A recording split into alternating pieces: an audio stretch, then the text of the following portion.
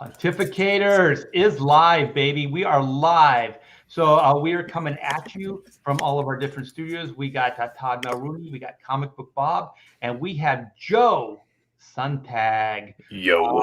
Yeah, so we are going to get into it. We're going to mix it up a little bit tonight. We have some ESG stuff. We're basically going to do a round robin. Kind of what we do on Pontificators is, we just kind of ask questions and then, we just talk about it. We throw the subject back and forth. And then at the end, we try to kind of wrap it up in some kind of satisfactory way. So tonight's going to be ESG. That's environmental, social, and governance. It's a type of investment. So we're going to get into the details on that. There are some people that have been connecting dots between the ESG and their investments. They're more like socially and environmentally, friendly. And there has been some connection made that possibly that is why this woke agenda is happening throughout our pop culture, in our film, our TV, our comic books, movies, you name it. So basically, in a nutshell, these companies are wooing these investors to put those dollars into their companies. So we're always looking for reasons why this is happening. I know a lot of times we all scratch our heads and think like, why is this woke agenda happening? It doesn't seem like there's any money in it. Why are they doing this? Like go woke, go broke, all that stuff, So maybe this ESG is that answer. Maybe this is that one connection that, or that one piece that is going to connect all these things. But I want to see what everybody has to say. That's the great part about the show is we got, 4 to 6 people usually, on the show. And we get, many different points of view on this. So how you guys been? How's it going, Todd? How you been? I'm doing really well. It's going pretty good. Been doing my thing every day and, just doing my thing. Todd's doing his thing. How about you, Bob? What's up? Yeah, this is kind of a weird week, man. This week was like take care of mundane shit week. This is like clean up the yard before winter really hits. Get the house cleaned up, get everything winterized because we're up here where it's cold as hell. Stuff like that. I live on a small farm, so we like getting the chickens ready so they don't freeze to death and all that stuff. So small farm. Yeah, dude. Have you ever seen the pictures I've had, man? It's like we got chickens, we had a pig, and we killed it. We had a pig? What happened? We raise one every year and then we kill it and eat it. Slaughter it and eat it. My uncle, I was actually supposed to go hunting this week, but I had to pull out. My uncle's going. So Well, the thing is, like, it does get cold in Texas too. So last year it snowed. So I'm getting these blankets that cover. Like, I know. I do understand, but the mundane shit. Taking care of crops, things like that. That's what we've been doing around here too, because pipes do freeze. I have a pool. And last year I had some frozen, some broken pipes and stuff like that. So, I'm just trying to make sure that doesn't happen again this year. But you live in the paradise that is Texas, Hart. Yeah, Texas is cool. It's cool. It's a cool state. It does get freezing at times. I mean, there are freezing temperatures. The thing about Texas is we can get freezing temperatures one day, and then it'll be 70 degrees. 70 degrees tomorrow. So unlike you guys, where you just get like, snow or frost for 3 months straight, it usually doesn't linger like that. So they say wait long enough in Texas, and the weather will change. So within one day, you can get a series of different type of weather climate That's things. for sure. Yeah. So Joe, how you been, man? It's been a while. Doing good, man. Doing good. I've actually got the week off vacation, which is nice. So I'm using my time to do drawing and getting the rest of this ash can all put together and ready to go out. Looks like we are on target to send that to the printers next week. So I'm hopeful to get it out and into people's hands by and around Christmas. So I saw the sketches you've been doing on your ash cans. They look fantastic. thank you, man. So are those like part of the thing, like you're telling everybody they're going to get a head sketch and stuff, or you're just doing those to do them? Yeah, those were. I don't know where they all went. I have them down here somewhere. I didn't advertise that I was doing head sketches because I didn't want to get stuck with like a ton because I didn't know how many ash cans I would sell. Mm-hmm. So I ended up getting, it was like around a little over 160 that I ended up getting reserved. So I'm glad I didn't advertise a head sketch with everything because that's a lot of work. But wait a minute, you just said 150 head sketches you have to do? No. Oh, shit. 160 ash cans that were reserved, and I didn't do a head sketch with everyone because I didn't know how many I would sell, and I didn't want to get stuck, because that's a lot of work, So if somebody requested it, that was the thing. Like if somebody was like, "Hey, are you doing head sketches?" I just charge them an extra $10 and threw a head sketch into their order. So I think I got like 8 of them all together, but I wasn't trying to heavily advertise it because I don't want to get stuck with a ton of sketches I had to do. Yeah, well, that's cool. Yeah, and just as far as just update on what I'm doing, holy crap, man! 64 pages of detailed layouts are done. I'm right in the middle of a scene. Like what I'm going to do is I'm penciling and inking scenes. So if it's a 3-page scene, I work on the whole 3 pages at one time. This one I'm working on right now is 5 pages. So I'm working on them. I just go back and forth between the pages. And today on an earlier live stream, I showed off that page, and the reaction nice. Really good. Yeah, it looked really good. Yeah, the reaction was good. So is that how you're kind of like combating the keeping yourself focused? Is you've got like 3 or 4 of them there, and you're tired of working on this piece, you move over here and you work on this piece, and then you stop and you go over here and go back to this piece and do this. Yeah, sometimes I know that Joe and Todd probably get like this too, where you're working and then like there's something like even like a hand that you have it in your head, but you can't get it down. Oh, so you yeah. tried it 3 different times, so it's best. Oh yeah, that's right. I just give up. well, this way, find a way to block it somehow. Yeah, you don't have to give up completely. You can just go to something else, and so your time can stay. You can stay productive. You know what I mean? You're always drawing, but if I just black it out.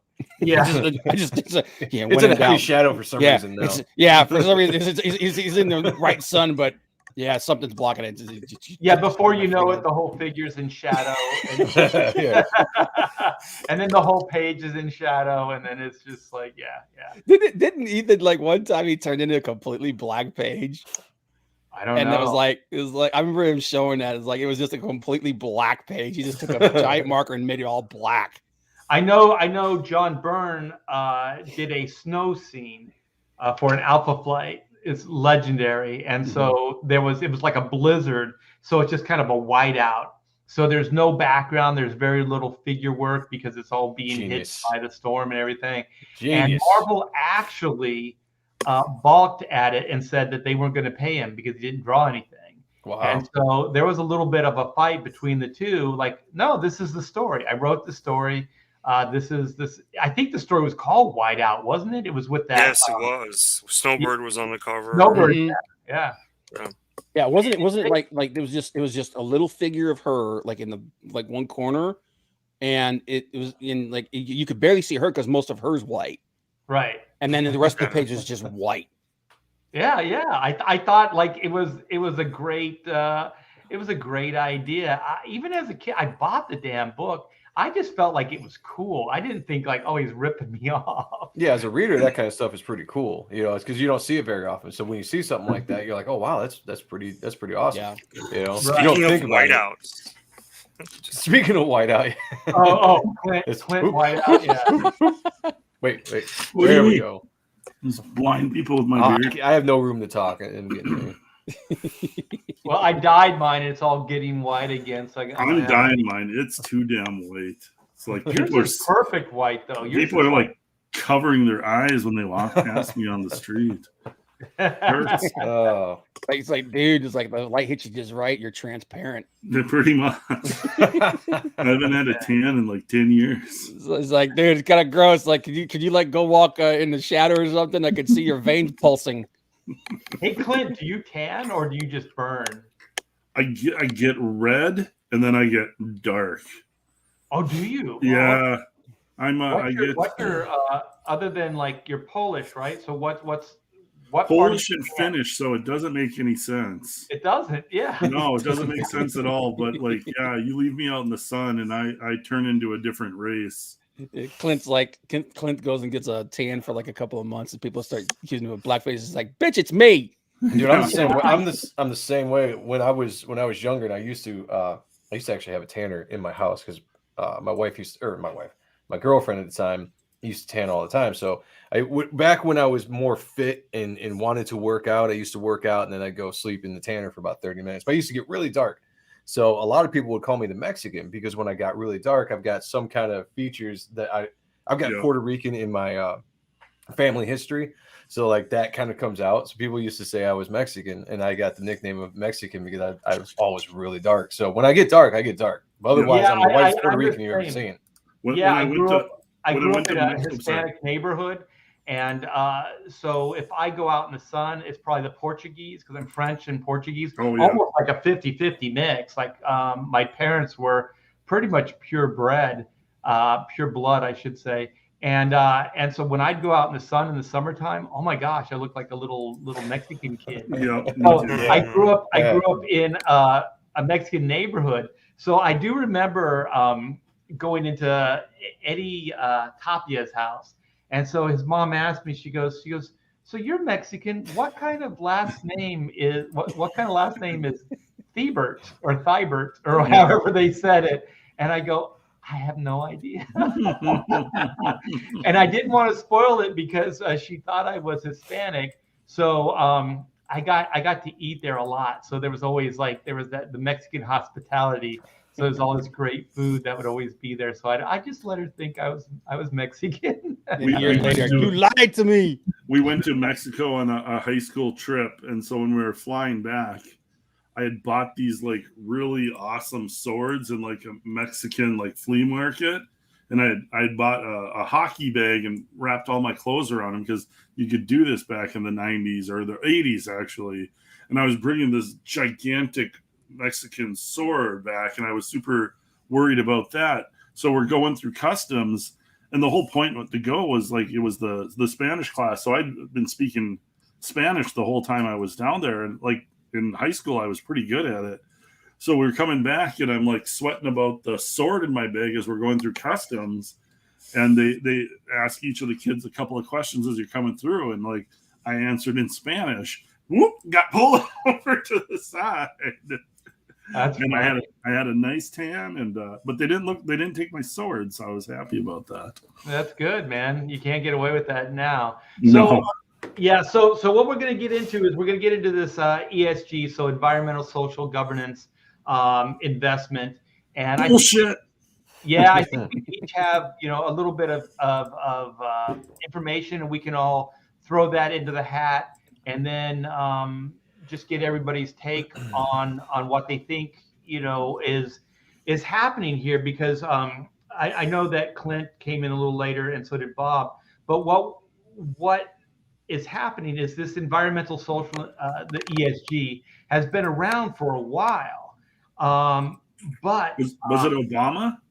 It was actually, it predates that. Oh, really? So, okay. But I think Obama really used this as a way to kind of gain influence, if you will. And so what their speculation now is that this investment, it's kind of a mutual like fund. It's like if you want to put your money into a more environmentally savvy or friendly kind of place, this ESG is kind of like the good housekeeping seal of approval, right? So if you're an investor and there's a company that has this, like we're ESG friendly or whatever it is, then you kind of know it's a shorthand that they don't use coal, they don't use they haven't had any like environmental mishaps, oil spills. So can investors like be that specific with their brokers or whatever and say, I want to have my money going into these companies that have a good ESG rating? Exactly. Yeah. Okay. So that's what's happening. They say like younger people specifically are looking for these type of investments.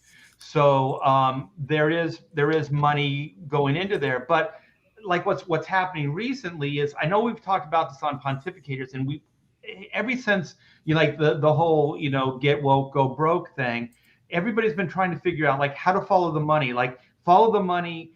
There's your answers if you can follow the money. So everybody's like, why is DC doing what they're doing? Why is Marvel doing what they're doing? Like recently, Twix candy bars did a woke Halloween commercial.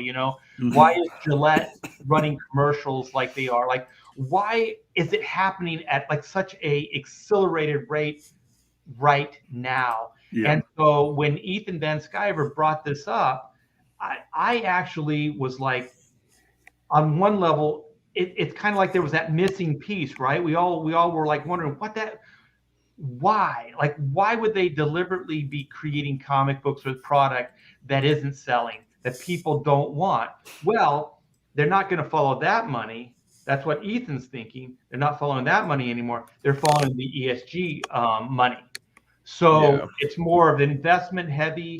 But what these investors or what these companies are doing to get these investors, and I'm kind of speculating here, and then we can all talk about this, is I think that they're trying to show woke points. They're trying to advertise that they're worthy of these investments. So then they're going into outer space with, all this woke stuff, all this garbage, that they're bringing in to try to get this investment money. And so it makes sense in why it's more important for them to get like an interview on CNN with is it Cooper Anderson, or get on one of the morning shows talking about the new gay Superman or something, because that is scoring them those ESG points that they're looking for. It's getting the message out there. They don't care about the sales of Superman. It matters zero to the big corporate muckety mucks. It's like, we've got a woke story about a diverse Superman, and like we're getting the message out across in the national media. Like, that's what they care about. They could care less if Superman comics sell. Well, that's why they can kill Superman, so that they can make way for Jonathan Kent. Yeah. With little to no fanfare. There's no big thing that, it was a big thing the first time they killed Superman. Now it's just like, all right, a plot point so we can get him out of the way so we can really focus on the gay Superman. Well, and the thing is like, I wanted to post this on Twitter, is like, what if DC Comics made Superman gay and nobody cared? Because like, literally, does anybody care really? I guarantee you the readers really don't give a shit. The small minority of people that they think are the voice and the readers out there aren't, or the people that are excited about it aren't buying comics. No. The people that will give them pats on the back and like all that kind of stuff, they're not spending the money on those comics. Maybe the first one. They're not real Superman. Yeah, they're not real comic fans in general. Yeah. So the real comic fans will stop buying the books or go somewhere else. We were talking about it earlier that, a lot of this stuff eventually is going to end, because I think they're expanding their reach really far, really fast. And we've seen that over like the last 4 years. Like, it's really amped up a lot, and I think it's because they saw their echo chamber of voices, like Twitter. Like, Twitter is like, the be all end all to American opinion. And if you get on there, in their minds, you see everything that they want to see. So they poured in, and they attacked everything as fast as they could. And I think when you expand that fast, there's going to be eventual pushback from the normies, and the normies right now are not paying attention, or not really worrying. They're just dealing with it. But eventually they're going to push back on stuff. Eventually it's going to happen, and it's going to come all crashing down like a house of cards. That's my personal opinion. I think it's going to happen one day. We just might have to wait it out. Right. So I just want to give people a little bit of context. So what are environmental, social, and governance criteria? This is just kind of a quick, rundown. Environmental socialist governance, that's ESG, criteria set by standards for a company's operations that are socially conscious investors use to screen potential investments. Environmental criteria consider how a company performs as a steward of nature. Social criteria examine how to manage relationships with employees, suppliers, customers, and the communities where it operates. Governance deals with a company's leadership, executive pay, audits, internal controls to share rights. So this is key takeaways. Environmental, social, and governance criteria are an increasingly popular way for investors to evaluate companies in which they might want to invest.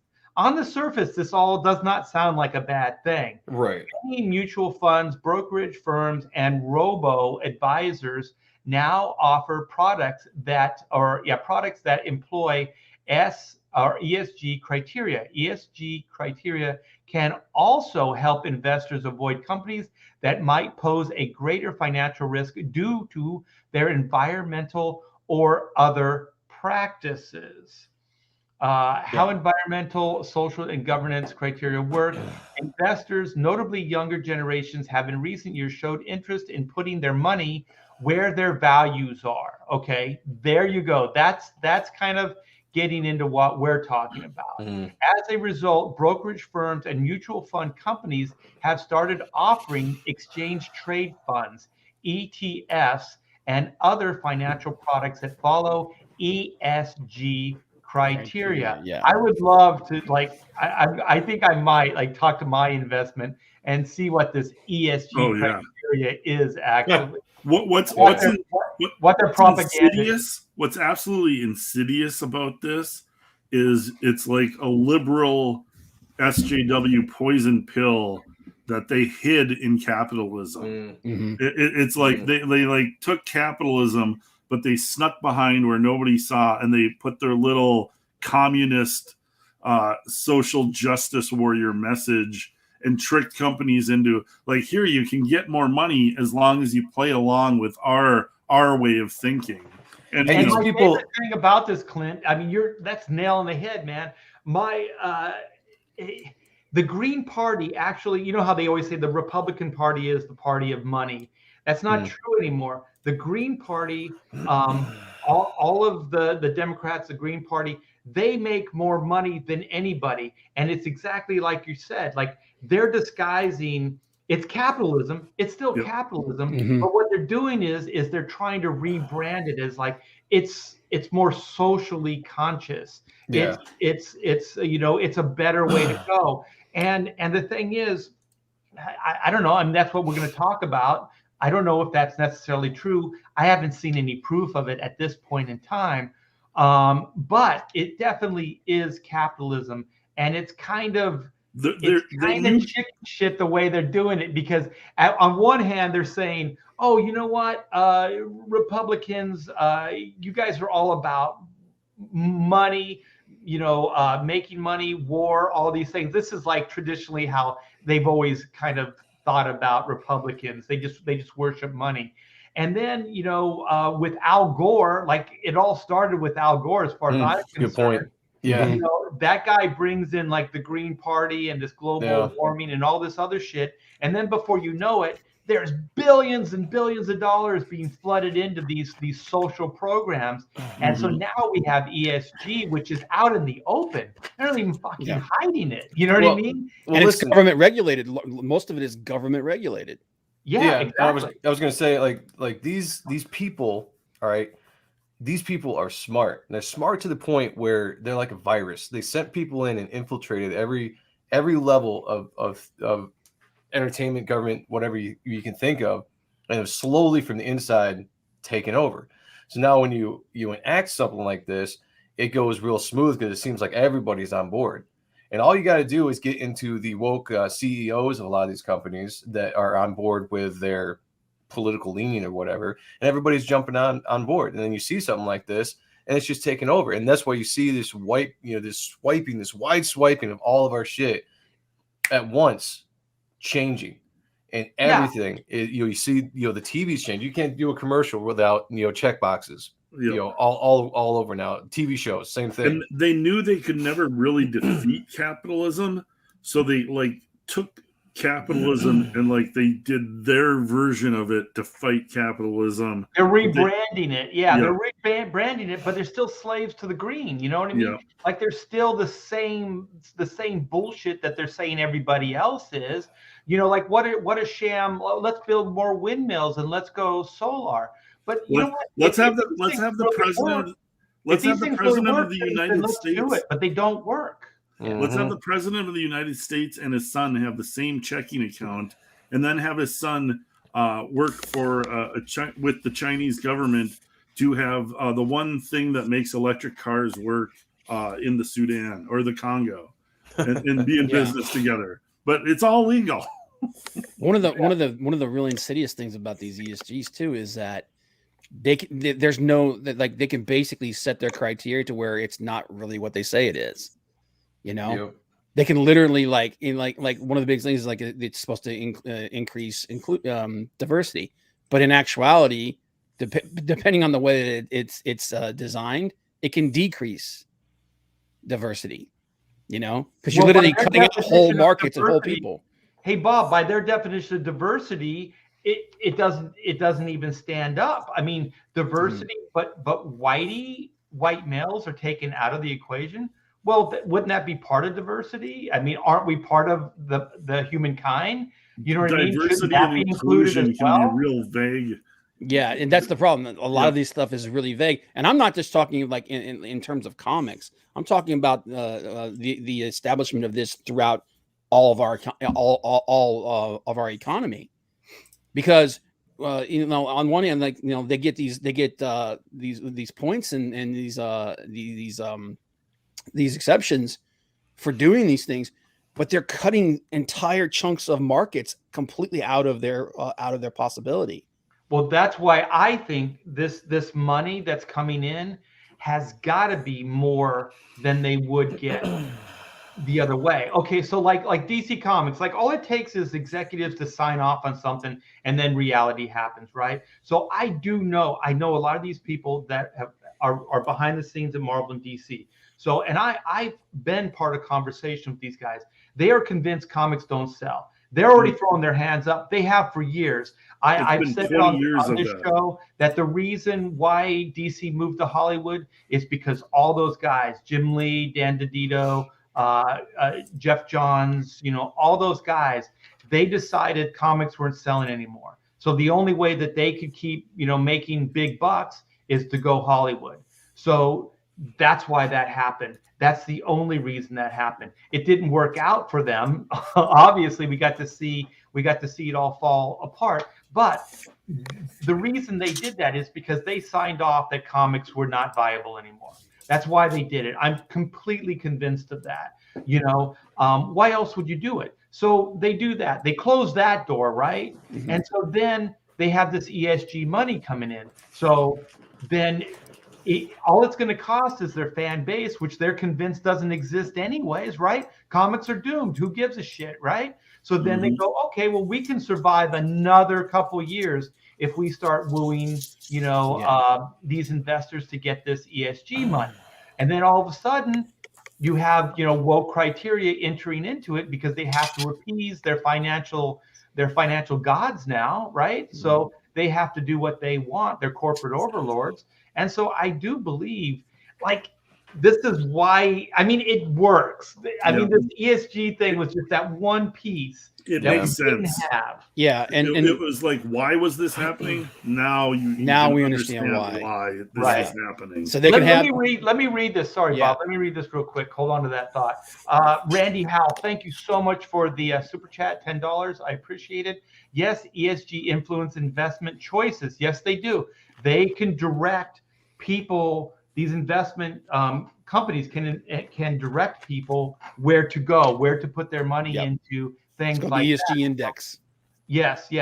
But the real driver is bank loans. Corporations get a break on investment rates if you meet ESG goals. There you go. But if you miss ESG goals, your investment rates go up. And that's one of the things that all of the, like almost every financial website that I've gone to is saying that this thing is it's a bubble. It's going to blow. It's going to burst. And this is why, because those goals are going to continuously shift, and those interest rates are just going to skyrocket to the point where it's basically they're slowly cutting their own throat. Is that kind of what you were saying, Joe? Was that you think there's going to be a build, and then there's going to be an implosion, basically? Yeah. I just think they're expanding really, really fast. And I mean, you look at the history of a lot of things that build too fast. Majority of what happens to them is they eventually hit a wall and then they crash. I think they saw an opening with the backlash. Let's go back to 2017, the backlash of the whole Trump thing, and they saw an opening with the vision there to really kind of push their agenda, and they went for it. They jumped on it. They did it fast, and they had to do it because Trump was doing some good things, regardless of whatever anybody thinks politically. He was doing good things within the American world. And so I'd heard that they had to push their agenda a lot faster, and then they've been hitting it ever since. And now they got their guy in, and they're hitting it even harder because they're on borrowed time. They know they're on borrowed time because they don't have the silent majority. They don't, and they know it. I think they actually do know that they don't have the silent majority. But right now that they've got the loud minority is kind of carrying them, and they're hoping that maybe they can push it through. But I guarantee it's going to hit a wall at some point. I just don't know. I think most financial trends do that. Whether it's going to be 4 years or 10 years or 20 years, that's up in the air. But yeah, I do completely agree with you. And I saw young Ripa. This was maybe a month ago, and he said what the left do is, it doesn't even matter if these things make sense. They're just throwing everything at the wall, just being bombarded. Boom this, boom this, boom this. So, it just keeps coming at you. So what the Dems or the right are doing is they're kind of like taking everything as it comes. So this comes, let's deal with that. This comes, let's deal with that. And so what young Ripa was saying is we need to get out in front of some of this stuff. Get proactive. Yeah, we need to be proactive and let them be in the reactionary, because if you're just reacting to everything that's being thrown your way, then you're going to get your asses kicked. And so that's what's happening, is this stuff that's just being thrown. It doesn't matter if it's right or wrong. Those guys don't give a shit. They just want to watch everything fucking burn. I'm completely convinced of that. Like, there's a faction in this country that just would love to see everything. They believe the Great Reset. Yeah. Right. They believe they're right, so they'll do whatever it takes to, they don't look at the world in a real way. They just look in the world in a way that we're right. So whatever it takes, we do it. Yeah, they're delusional to the point that they think they have the moral high ground in everything. So everything they do is correct. The way they think is the right way to think, and everybody else is the enemy. Unfortunately, they're sitting in the positions of influence and power. That's the problem. So it really is going to take an uprising of sorts of the consumer. It's why they hated Trump push so back. bad. Exactly. It's why they hated Trump so bad. And I think that's exactly why they pushed it into hyper gear when he got into office. They're like, that's why they disliked him so much, and that's why they worked so hard to take down Bernie Sanders. Whether they're two completely different people, but they were both populist candidates. Yeah, and they looked controllable. At that. They weren't controllable, exactly. Yeah. So they were outside the normal status quo. When Biden got in, it was a return of the establishment. Might be controllable. Yeah, it's the establishment. The establishment got back into power. They didn't have power when Trump was in office. They weren't going to have power if Sanders got in, because he was just crazy. Regardless of whatever you think of him, he's a loose cannon. But Biden and Harris, they were establishment puppets. Yeah, the establishment's back, just like it was with Obama and just like it was with Bush, in my opinion. Like it's back. Yeah, and the first thing they did when they got in there was they changed election. They did election reform to make a populist candidate much more difficult. Exactly. So let's see what. Hey Todd, what do you think? Does any of this have any truth to it? I mean, can you see how maybe this ESG would have influence on, this industry that we know and love, which is comics? Well, it's kind of way more main spread than that. Obviously, unfortunately, it's the comics too. I don't know how. Like, obviously, you're making these connections to this sort of program and this money and investment and stuff, but it's way too much because I can understand you want to, like, okay, we're going to build the Cleaver family, right, on TV, and we're going to have one of the kids be this color, one of them be that color, and you're going to call this diversity. But these are comic books, and these characters have existed, and they don't really age. But now all of a sudden, we are going to make all of their kids, something non-binary, and it's like it's too much. Like they went all in. So that either tells me that the industry is in real trouble, and they had to, and this is sort of like a saving grace is this money and these programs and these types of things, because I guarantee you that 2%, we're going to give them let's call it 2% of the population that they're catering to. Well, I don't think that's enough in comic sales. So it has to be like, if you're going to cater to that 2% with every single book and every single character and stuff, and we're, it just doesn't make sense to me. So, I don't know if there's like I talked about in the green room, like if the pendulum's going to go this far, this way, that fast, is it going to go back just as fast and be like, no, we put up with enough. I think that's what Joe was talking about. But remember, I said that all the Christian values are completely gone from majority of what we are programmed to see. Other than those channels that cater to that, the Christian values are completely gone on the networks, on the cable channels. They're gone. So how do you do that fast?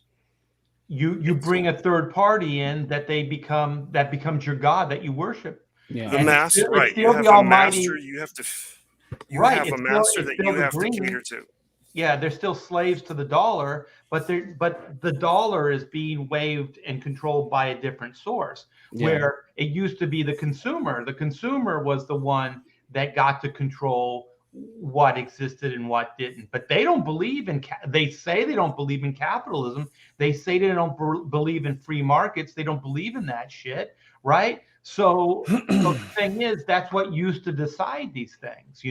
You basically create a product. You write a good comic book, you get good art, and then you market it, and then you try to make it a hit. You try to get customers, you try to get people to read your book, right? That's what they used to do. So they were beholden to the consumer. They were beholden to the reader. Now they don't give a shit about the reader.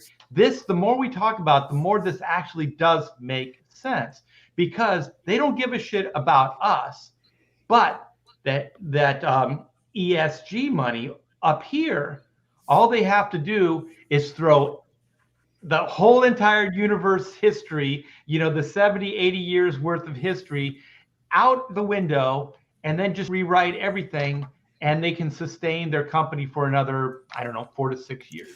And but that we talked about, there's a 4-year end to this stuff, or there's, because that money's not going to be there forever, right? No, it can't be. Yeah. We were about to default on some things, and whatever. So that money can't be there forever. So what's going to happen when that money dries up?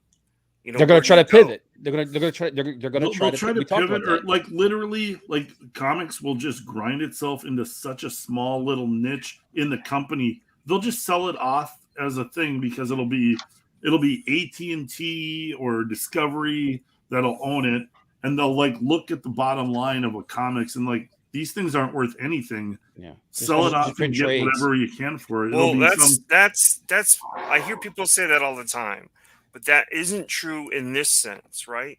Licensing, or they'll license it off. Yeah. All whether they're getting government money or not or whatever. Well, it's because they can go make movies with these licensing. Yeah, as long as you see it as an asset. Yeah. Right. Yeah. Yeah, but the Kept all ESG these money things alive. will be coming in regardless. So if they make a film, if Warner Brothers makes a film, Well, or if they make a comic book, but I just want to. Somebody made this point just a minute ago, and I want to address it. The comic book industry, whether good or bad, will always shoot themselves in the foot. They will play if it's doing well. Okay, Wolverine sells. Wolverine's going to be on every cover of every book at Marvel, no matter what, right? So then they overextend Wolverine, right, to the point where people are sick of seeing Wolverine, and then once it hits the wall, then they decide to change course. But it usually has to hit the wall before the industry shifts. So at this point, this is just one more Band-Aid that this industry is putting on itself to placate another 4 to 6 years. That's why I keep saying 4 to 6 years, because they're gonna play this out just because it's gonna keep them going for that amount of time. And then that's going to hit the wall. We're all pretty much in agreement that this can't go on forever. No. So it's going to hit the wall, and then they're going to have to figure out how to sell comic books again. But I'll tell you one thing. This is what this. I love this industry. I have my whole adult life. I've read these things since I was a kid, and the mismanagement of this industry sickens me. These are problems that I've seen in this industry since I started it 40 years ago. Yeah. These are the same damn conversations we've been having for decades, right? Everybody sees the writing on the wall. Nobody does anything about it. The comics industry destroys the direct or the newsstand for direct market. Okay, well, how are you going to bring new people into the market? You can't do it anymore because you're so specialized in just comic book shops. Casuals aren't going in there anymore. So bam, you're shooting yourself in the foot. They do this time and time again. That's industry. That's every industry at some point.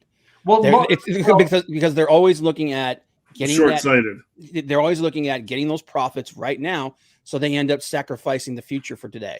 Yeah, they're not trying to build the industry. And let me let me just give one point, and I got to jump off here and get ready for Ott and stuff here in a little bit. But playing off of something you said, Art, earlier, it makes sense, right? When you go back in history a little bit, and if they're getting this money from ESG, it makes sense why all of a sudden they could turn the fans into the bad guy, and they could stop listening to the fans, because they could do what they want now, because they're not beholden to the fans to give them money anymore to survive. So now you can say, I'm going to put this out there, and if the fans react poorly, then I can attack the fans, and I've got open season to do it, because there's no repercussions, because it's not going to hurt the bottom line. It's not going to hurt the profit.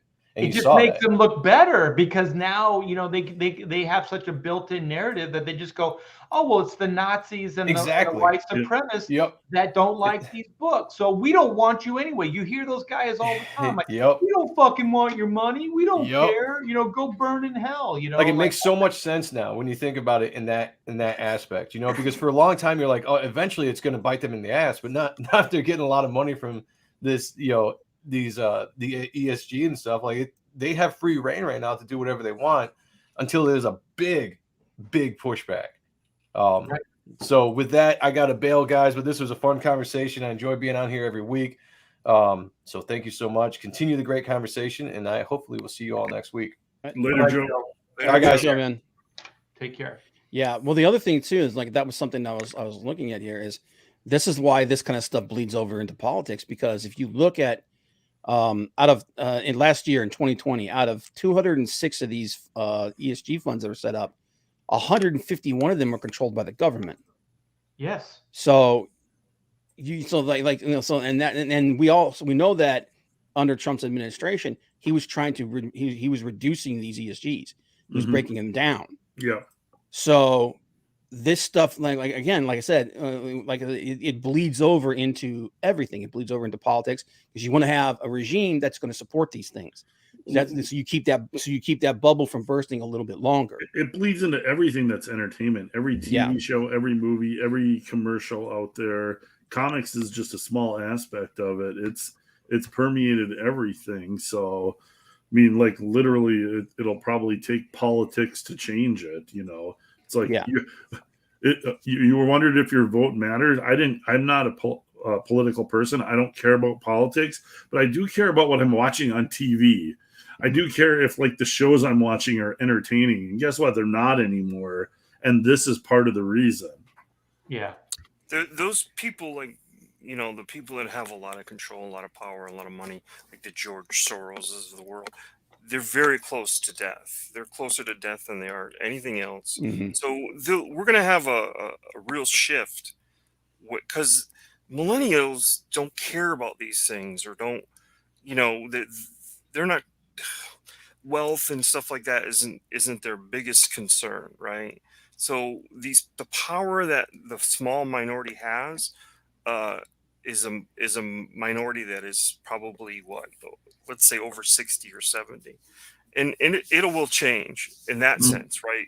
How we're being steered one way, and everybody's like all in on that, so it feels like, wow, this is a huge shift, because it does feel that way, because it's all over everything. Even radio is pretty woke, which is really like, I never would have thought, you know, and I hate radio, but I listen to it once in a while, like, wow, this is even the voices. You used to have a radio voice to be in radio. Yeah. Now it's a very soy. Now it's these kind of voice. Soy. It's very weird to hear these type of people on the radio. I'm speaking like this so that I don't create a microaggression. You used to have to go to broadcasting school, and they would teach you that voice you needed to have. And it's completely that enunciative, powerful voice. Yeah. Oh yeah. I used to have 5 microaggressions before breakfast. They used to sell movies. Like there was that guy that sounded like he just smoked a pack of cigarettes. You must fight to survive. Yeah, you must survive. He sold tortillas on the corner, and the mob wanted in. I love that segment from Little Tortilla Boy, or what? Yeah, Little Tortilla Boy. What is that? His name's Pablo something. I can't remember. Yeah. He does the Arnold Schwarzenegger is Little Tortilla Boy. Listen to me, Maria. I want to take my tortillas away. My tortilla. I want him and his tortillas dead. That is pure gold, Bob. That is pure gold. That's a really good impression. Yeah. Oh my God, that guy was awesome, man. With his girlfriend Maria. Hey, it was always something ridiculous. Oh, just do the whole bit, man. I'm loving it. Pablo Francisco, that's his name. Pablo Francisco. Yeah. And he's like, what if that guy talked in that voice all the time? He's like, oh, the passion in your eyes. Coming soon. Honey, I'm home. Like you're in bed with him. He's like, oh, an arm and a leg. Yeah, good stuff. Yeah, you're not going to hear that anymore. Yeah, indeed. Yeah, but this stuff is like, it's going to be interesting to watch this thing kind of slowly implode on them. Let's hope. Who knows? Who knows what the next plan is? We didn't see this one coming. Well, we didn't know about it. I'm not going to be optimistic that things are just going to change. Oh no, they'll ride. Oh no, regardless of whether or not this money stays or it goes, we know they're going to ride this thing into the friggin' earth. Well, this has been going on for a while, because the Wikipedia says 2005. Yeah, that's when it started. Yeah, well, and it's felt like the last 15 to 20 years. What Obama did is either he promoted it or he did something, because maybe Bob knows, because whatever it was, Trump kind of overrode it for his 4 years. And then Biden brought it back. Yeah, it was it expanded really heavily in the last 3 or 4 years, and the government's control of it did. So when Trump's administration came in, they were able to kind of reduce these, okay, well, we're in control of it now. We're going to shift it a little bit, but then as soon as Biden got back in there, it shifted back, and in 2020 it just got huge. Exploded. It was even bigger. So they kind of slowly snuck it in, and then over the course of the last 3 or 4 years, the government, kind of stepped in and was controlling more and more of it. And now, because the government controls so much of it, they took it and they flipped it back in the opposite direction. Well, and if you were politically minded, you could gain influence by doing this. So if it is, if there are politics behind it, then every time you invest, you're not just investing into what you think is clean power or whatever it is. You're also investing into your party and your belief system. Yeah, and the thing that really worries me is with once again, this is something that the government influencing the market. It wouldn't be the first time. Yeah, and it's like this is kind of like the whole Bank of America kind of thing, where the government's not supposed to be in control of financial institutions. This is the government having power that they really aren't supposed to have. Well, there's a couple things that our government has done, and they've done it recently too. There was a thing called Farm Aid, and so the government went to all these mom and pop farms, and they said, if you're going to compete with corporate farms and stuff like that, you need to upgrade your equipment. So they gave them all kinds of cheap loans. They got them invested, in over their head. They became slaves basically to the investment money. And what did they do? They buried these guys. They buried these all these farmers, all these mom and pop farms. Yeah, and they basically got a hold of their money, their pocket strings, or what are the purse strings, and they just buried them with these loans, the loans that they couldn't pay back. And so recently, I saw this in California with the housing market, where they changed the rules. The government changed the rules for loaning money to people. And they gave them these crazy loans that within 3 to 5 years they were going to be upside down on, and sure enough they were. These people got buried financially, and then they lost everything. But what happens? The outcome. This is all orchestrated by the government. Is they're the alpha, the omega, right? They create what seems like, oh, this is good, right? We're trying to help you. We want everybody to own a home, right? And then they give them these effed up loans that there's no way that they're going to be able to pay for. So these people get maybe 3 years, maybe 5 years. They think they're doing good, but then the interest rates shift, they change, and then these guys get upside down, and they can't afford to pay for it anymore. Well, who gets the house? The banks. The banks get the house. And then there was the bank problem. Who bailed out the banks? The U.S. government. Who bailed out the farms? The U.S. government. Who ends up owning or having influence on these things? The auto manufacturers not too long ago. The government bails them out. So then who has influence on these entities now? The government does. The government has control of the banks. Like, this is really, really bad stuff. And this has been happening for 20 years or so, maybe longer, and it's still going on. But I think it's more apparent to us, maybe because we're older and we've seen, this stuff, we've seen the trends. But man, this stuff seems so transparent to me. I cannot believe people are falling in line. It seems crazy. It is a lot like that, because we're sitting here doing the thing that our grandparents did, like back in the day. Back in the day, everything was great. Now it's gone to hell. So we're sitting here doing that. Like we have this full-on memory of how things were just normal, and there wasn't as much racism as there claims to be in the world. That all of a sudden, when the media pushes all the buttons and the attention towards one thing, it seems like, oh my God, there's a lot of racism. There isn't.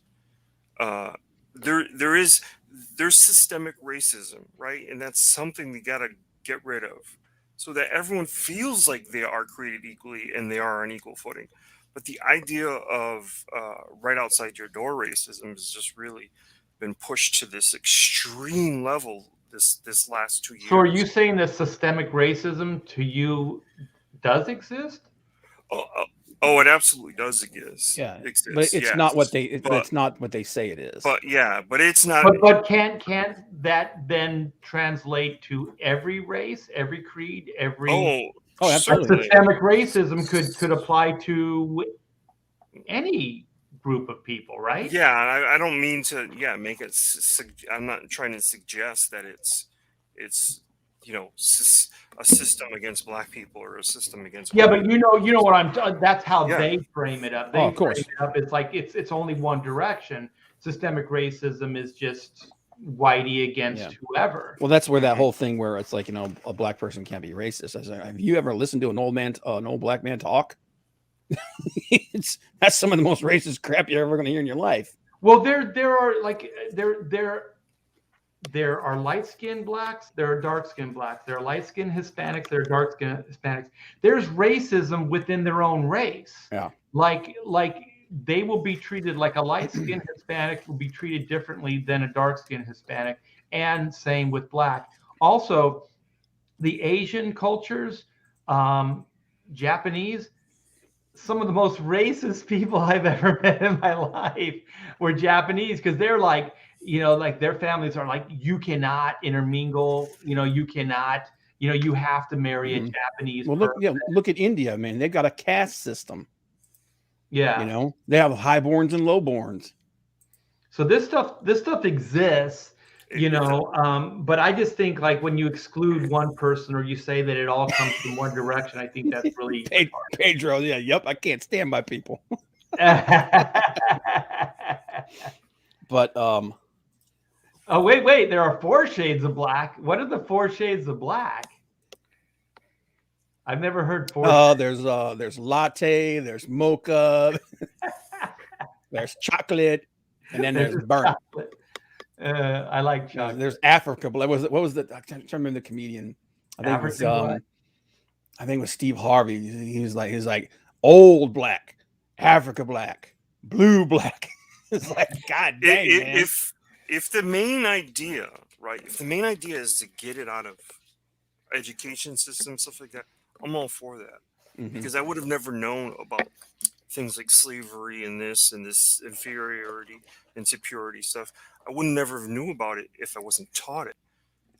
Not that it took hold of me, because I had a very diverse neighborhood, but if we keep teaching that history to kids, then aren't you just fueling it? Aren't you just giving them the serving them the difference, food? Okay, yes. There's a difference between teaching somebody and propagandizing something. Right. So what they're doing now is this is more propaganda than it is just unbiased history. Also, the way the news is all was a conjecture. The news is all opinion now. So even like what used to be respectable news outlets, it's opinion. Like they'll slant everything. Yeah. Like when you have the president of the United States saying about what was his name, the shooter kid that just was found in Rittenhouse. Rittenhouse, Kyle. When he says this guy's a white supremacist and stuff like that, you don't think he knows what he's doing? That dude is skewing public opinion in the worst of ways. This guy is way overstepping his boundaries. One, it is a state issue. It's not a federal issue. He shouldn't have anything to say on these matters at all. But he's way overstepping his boundaries by saying this. And so that's just one shining example of the way the media is doing things, and then school is doing things, where it's no longer like, well, this is the facts. This is the historical facts. It's like, no, it's conjecture. It's opinion. Go ahead, Todd. I think you're muted, dude. Let me put it to you a different way, right? There you go. In the church, in the Catholic Church, they don't sit there and talk about all the bad they did, Charlemagne and killing the Christians and the lions and that. They just don't. They don't teach it. It's the same thing. We wanted to be the great melting pot. We wanted to create this different. We all came here as immigrants. We wanted to create this really diverse world. So you should have got rid of your past and not taught it, because there was a lot of bad there. Well, Morgan, it's like Morgan Freeman. He got dragged years ago when he said, "Well, how do we stop racism?" He says, "Stop talking about it." Exactly. Yeah, exactly. Yeah. Exactly. Stop talking about it.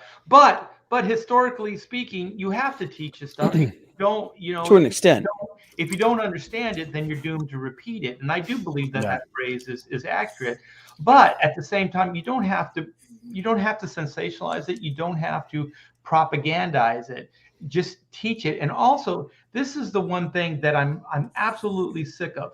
I raised a kid. I know there at certain ages, there's things that they can understand and things that they cannot understand. So when you try to teach them too much too soon, they cannot understand it. And sometimes you do damage that way. Amanda went to Crossroads Christian School for her early years. And there was this teacher that was convinced they needed to know the brutal truth about what happened to Jesus Christ, right? So this woman there's some kind of show on it. It wasn't like, Mel Gibson's movie, but it was something like where they showed the brutalization in graphic detail, what they did when they crucified Jesus Christ. And you know what? 6 years old, 7 years old, this is too much. This is too much. Mm-hmm. Teach the beauty of the Bible. Teach the good stuff. Teach that stuff. Because they're not able to really understand this anyway. That's, even as an adult, it's hard to understand he had to die for our sins. This stuff is hard. This stuff's hard to really wrap your head around, right? But so too much too soon. So in history class, you don't have to necessarily go, oh, white man enslaved the blacks and all this stuff. You don't have to get into that type of detail at such a young age, because there is a thing called higher learning. There's personal responsibility. You can learn this stuff on your own, which is the way most of us did, or you go off to college and you take a history course and it gets more into detail. There's debate, there's opinion, there's all these other things that go on. But when they're younger, I don't think like one-sided history, like propagandizing history is not a good way to go. Just give them a basic understanding of it, and then have them move on. And if they want to know more about it, they can find out more. They can go to their teacher. What about this? The teacher can turn them on to other sources where they can educate themselves. You don't have to. Bob, what do you think is the main thing that DC and Marvel are doing wrong with comics today? Clint Muir trying to steer this back into comics, man. It's, I don't know, man. But this somehow is all related. It is. It's all cyclical. One of the very first things I ever said. It's a deep rabbit hole to go down. Yeah. The very first Pontificators show, one of the very first things I said is superhero comics should be about superheroes fighting supervillains for superhero stakes. Simple as that. I agree. When you bring it down to a different level, I agree. You really make it I don't know. It's like it's a losing proposition. Like, comics work as a certain kind of medium. It is aimed at a certain type of audience. When you shift that, it perverts it into something it wasn't meant to be. That doesn't work. That doesn't sell. That, like, I mean, if it's meant to die, let it die. Yeah, there are plenty of people will take the reins of good storytelling, because nothing beats that, right? Nothing beats good storytelling. Beats word of mouth. Nothing. Like, I tried to get Adam Lawson on here, and he just got back to me finally, and we'll get him on a later show. But that Kids and Monsters book looks fantastic. Yeah, last 2 days, man. It's a beautiful looking book. Yeah, but nothing beats good storytelling, and some of the best storytelling you could ever find is in, like, not the last 10 to 15 years of comics, but the last 30 to 40 to 50 years of comics, which is what Marvel has been printing money off of with the Marvel movies, what DC has been printing money off of, even though they haven't gotten the critical acclaim. Like, the last 60 years of comics the focus has always been on good storytelling. The focus has always been on entertainment. And those are the things that we've lost over the last 10 to 15 years. Yeah. But, like, that has been the focus, and that is why comics have succeeded and why they've lasted. We've spent the last 10 years trying to kill them. We can all like figure out the reasons. I think we kind of know the reasons now. Yeah. Well, but it's like here's a better question. Can comics recover from what has been done to them? It Well, could. what is the path that out? question? We'll get into that, but Yeah, you let's bring up save that for a you bring show. up some other interesting stuff where I think, and we've talked about this on Pontificators as well, is that I think there was a shift into comics, because you were talking about like comics becoming bad and stuff like that. There was also a shift, and this kind of relates to my stuff about learning at a certain age certain things, because you just can't quite understand things. But what comics used to do, I mean, this was a child's medium. There's no way around it. Like, you went from like, reading, your parents reading, your childhood stories to you before bed, and then when you get old enough, you start finding your own reading material. For little boys, it was comic books, so adventure comic books. You read those. They were basic good versus evil, morality tales, right? And so you read those. And at some point, it kind of inspired you, because, I mean, at least me, like, I wanted to be good. I wanted to be like my favorite superheroes, my favorite action guys, like that would do the right thing regardless of what the impact was, right? Altruism, all those things. So what those comics were doing is they were building up a basic moral fiber to us, the people that were really into those things. Yep. And so then what happened, and this is kind of in theme with what we're talking about as well, is the industry decided kids don't read comic books. So they abandoned, writing comic books for children. So then what they were like is like, let's make more sophisticated stories, right? And then, DC has some success with Watchmen or Year One, or, Batman, Dark Knight Returns, Killing Joke, these type of stories, right? And so then they think like, once again, everything should just be these things. So then you inspire everybody then to start writing these type of stories, and then the kid stuff goes away. But everybody that was reading comics, I've never met one person that said, it'd be better. This is years ago, before this shift happened.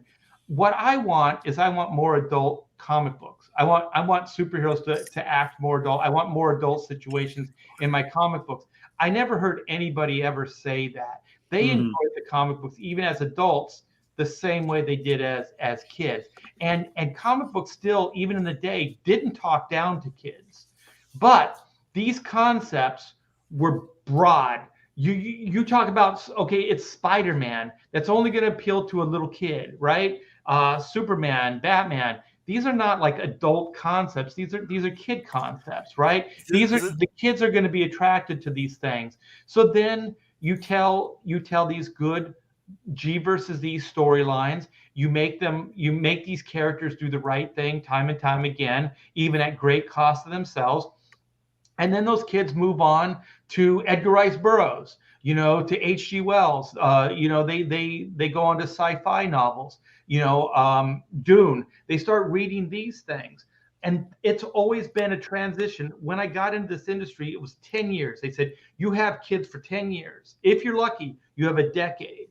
So from the age of maybe 6 to 15, 6 to 14, you might have these kids, and that's always been the audience. Has always been the audience. I do think though, what you're talking about happened kind of organically. I don't think Denny O'Neil sat in his office and said, F the kids, I'm going to write really strong, deep. No, but it has happened with New 52, because in the Jim Lee and DeMille regime, they actually said it in press releases. They said kids don't read comics anymore. Yeah. Right. The second they got out of the newsstands, that's when they lost kids, that young audience. Because when you can pick up a comic at the grocery store with your mom, you still have that audience. Well, that's the other thing too. Is a lot of the things that made comics what they were just don't exist anymore. The cost effectiveness of it, it being a disposable form of entertainment. True. It being readily available at, like you said, like the newsstand. All of those things are gone. So for it to make a resurgence, some of that has to come back. Well, as much as we love him, he tried really hard. He does do newsprint, and he tried to put back in the spinner racks. Yeah. But it's you're too far gone past that. Yeah. Well, that's what I'm saying. To allow those type of stores to allow you back in. Yeah, I think some of it's possible. I think some of the things, getting back to some of the things is possible, like going back to a cheaper medium like newsprint. That's possible. We've seen it. We've seen that printing technology is better than it used to be. So you can use those. I mean, obviously, you're not going to have quite the same range as you do when you have like high gloss paper and stuff like that. But you save that kind of stuff for trades. You save that kind of stuff for graphic novels, collected editions, things like that. You got to get back to what worked and make it cheap again. The problem is can they to get some of that back? The mindset has to completely change. That's the big hurdle right there. How do you get back to that? Yeah. And then also, how do you market it that way? Exactly. Yeah. I want to read this. Thanks, Statistical Zero. This is really well spoken here. A well-written, all ages book made kids feel older and adults feel like kids again. Yeah. Holy shit, dude. That is amazing. Yeah. And that's the thing too. You talked about how the stories were simpler. Comic books became the modern mythology. You know, if you look back at like Greek mythology, Norse mythology, it's all very simple morality plays and stuff in most extent.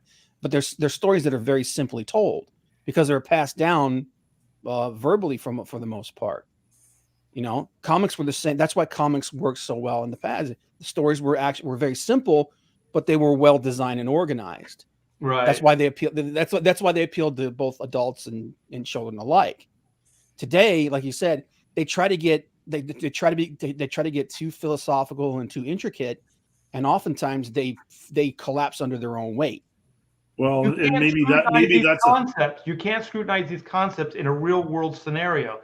That's why some of these films have to take major license with these characters and things because they just don't work.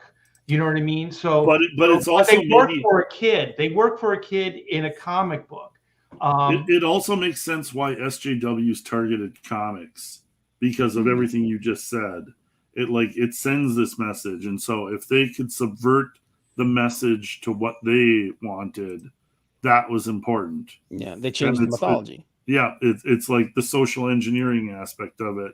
Like comics have permeated society to this level. What if we subvert comics to what we want them to say? And that message is going to permeate deeper. Well, they believe that morality is like environmental or morality is they believe morality is subjective.